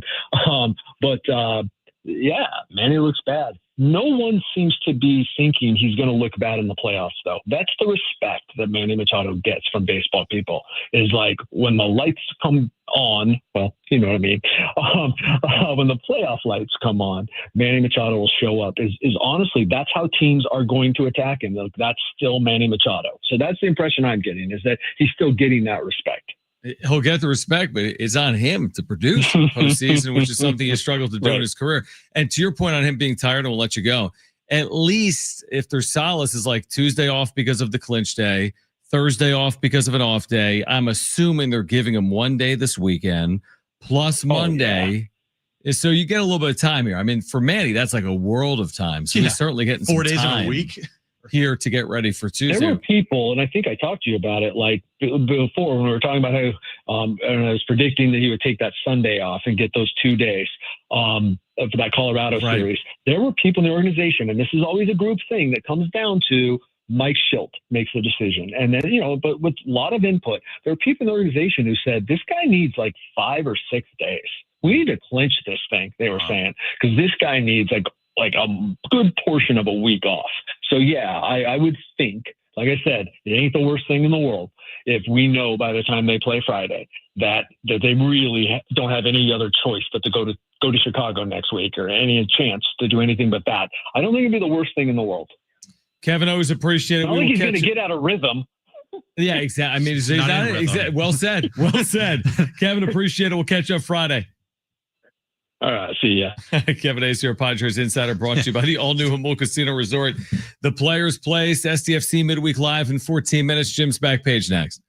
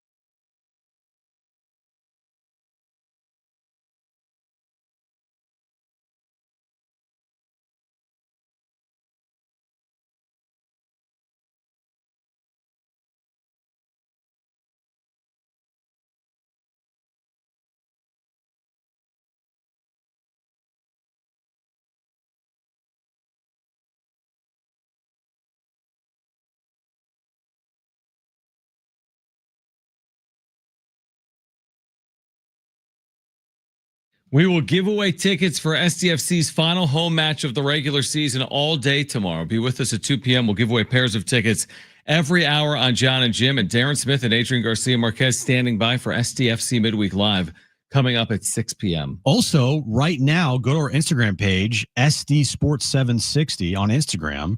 If you want a chance to win a signed team away jersey and a pair of tickets to Saturday's home finale in the regular season, go to our Instagram page right now, SD Sports 760. You'll see the post. I posted a couple hours ago. It's all in our story as well. And it'll tell you how to enter to win the signed jersey and a pair of tickets. At SD Sports 760. Correct. On Instagram. All right, let's get to it.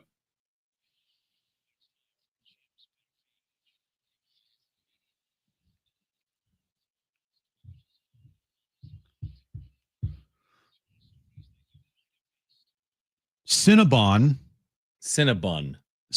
I never call it Cinnabon. Brent, Cinnabon or Cinnabon? No. The company, I know. Cinnabon. Not Cinnabon. No, Cinnabon. Cinnabon. Oh, I call it The Cinnabon. company. The company's called Cinnabon. I thought the name of the company But was what they the same. sell is Cinnabuns. Yes, Jim is correct. Cinnabon is offering $1 cinnamon rolls on October 4th for Okay. Cinnamon Roll Day. There's a cinnamon roll day. There's a day for everything. There's a guacamole day. There's a donut day. There's a taco day. There's a burger day. And there's a cinnamon roll bun day. Cinnabon Day, yes. Okay. Yeah, Cinnabon is celebrating National Cinnamon Roll Day on October 4th with a special in-store offer from 1 to 4 p.m. local time. Cinnabon Rewards members can enjoy a classic roll for just $1. That's a deal. Yeah. I haven't had a Cinnabon in a minute. How come? I've been slacking, dude. Just haven't run into one like on the streets. I've been slacking. Okay. We'll pick it up October 4th. Yeah, we will. Remember when Tony Hawk hit the 900? I do. That specific skateboard. No. Is it available? Well, it was available. Okay. Sold at an auction for a whopping $1.15 million. Amazing. It's pretty good. 1.15 million for that exact board. First ever 900. The first ever 900. That board that Tony Hawk had and did the 900 on. $1.15 million. Who bought it? Tony Hawk? Doesn't He say. probably already had it. They're not going to disclose people's names when they buy these things. Okay. Yeah. And finally, we're all still here, by the way, right? Yeah, we're here. Okay. Well, that means that the rapture did not happen. Did you hear the story? I have not. I So- wasn't expecting anything to happen. Well, theories about the rapture happening today or yesterday were first brought up earlier this year, John. A South African man theorized that the rapture would take place on September 23rd or 24th. Speculation spread online. Of course, when something gets online, it can be bad. It's got to be true, though, if it's online. Well, yeah. I mean, most things online are true, Yeah, right? definitely. Especially Almost on Twitter. Everything is true. Especially on Twitter. Everything's real on Twitter. Did he have a blue check mark? I don't know. But anyway, it did not happen. We still have a couple hours left in the day, but no rapture happened, John. What is a rapture? Is that a term? Yeah. Like, you know what I mean? Like, how does that differ from like the world's over? Or is that That's what it means. What's the movie called, Brent? Oh, I'm blanking so hard. Oh, the Seth Rogen movie. Yeah. The World's End. The World's End. No, World's End is that's the Simon Pegg guy. I forget the movie. Jurassic Park? No, not it's where the rapture happens and everyone gets brought up to heaven. It's like a comedy. It's with Seth Rogen. They all play so funny. Everyone's dead. They play themselves. Yeah, it's funny. Channing Tatum's in it. Must have missed it. But you miss everything. I do miss a lot. This is the end. This is the end. Yes, that movie. Yeah, that was a really funny movie. Was it written about the Padres? The end of the world. We went from so high to so low. But that movie is what people theorize what a rapture would look like. You get taken to heaven while the world ends. Well, it didn't happen, even though today it kind of feels like the world ended because the Padres lost and Ramon Lauriano broke his finger. Maybe it did, and we didn't have our Shyamalan moment yet to notice it. Maybe. Right, the twist. Maybe we're all in heaven. All right, SDFC, no good segue Or here. someplace else. SDFC Midweek Live coming up next. Adrian Garcia Marquez, Darren Smith. We're back with you tomorrow at 2 p.m. as we'll get you ready for this weekend for the Padres. If you missed anything today, sportsSD.com, iHeartRadio app, iTunes, TuneIn Radio, or Spotify. For Brent and Jim, I'm John. Keep it here at San Diego Sports 760. Okay, bye.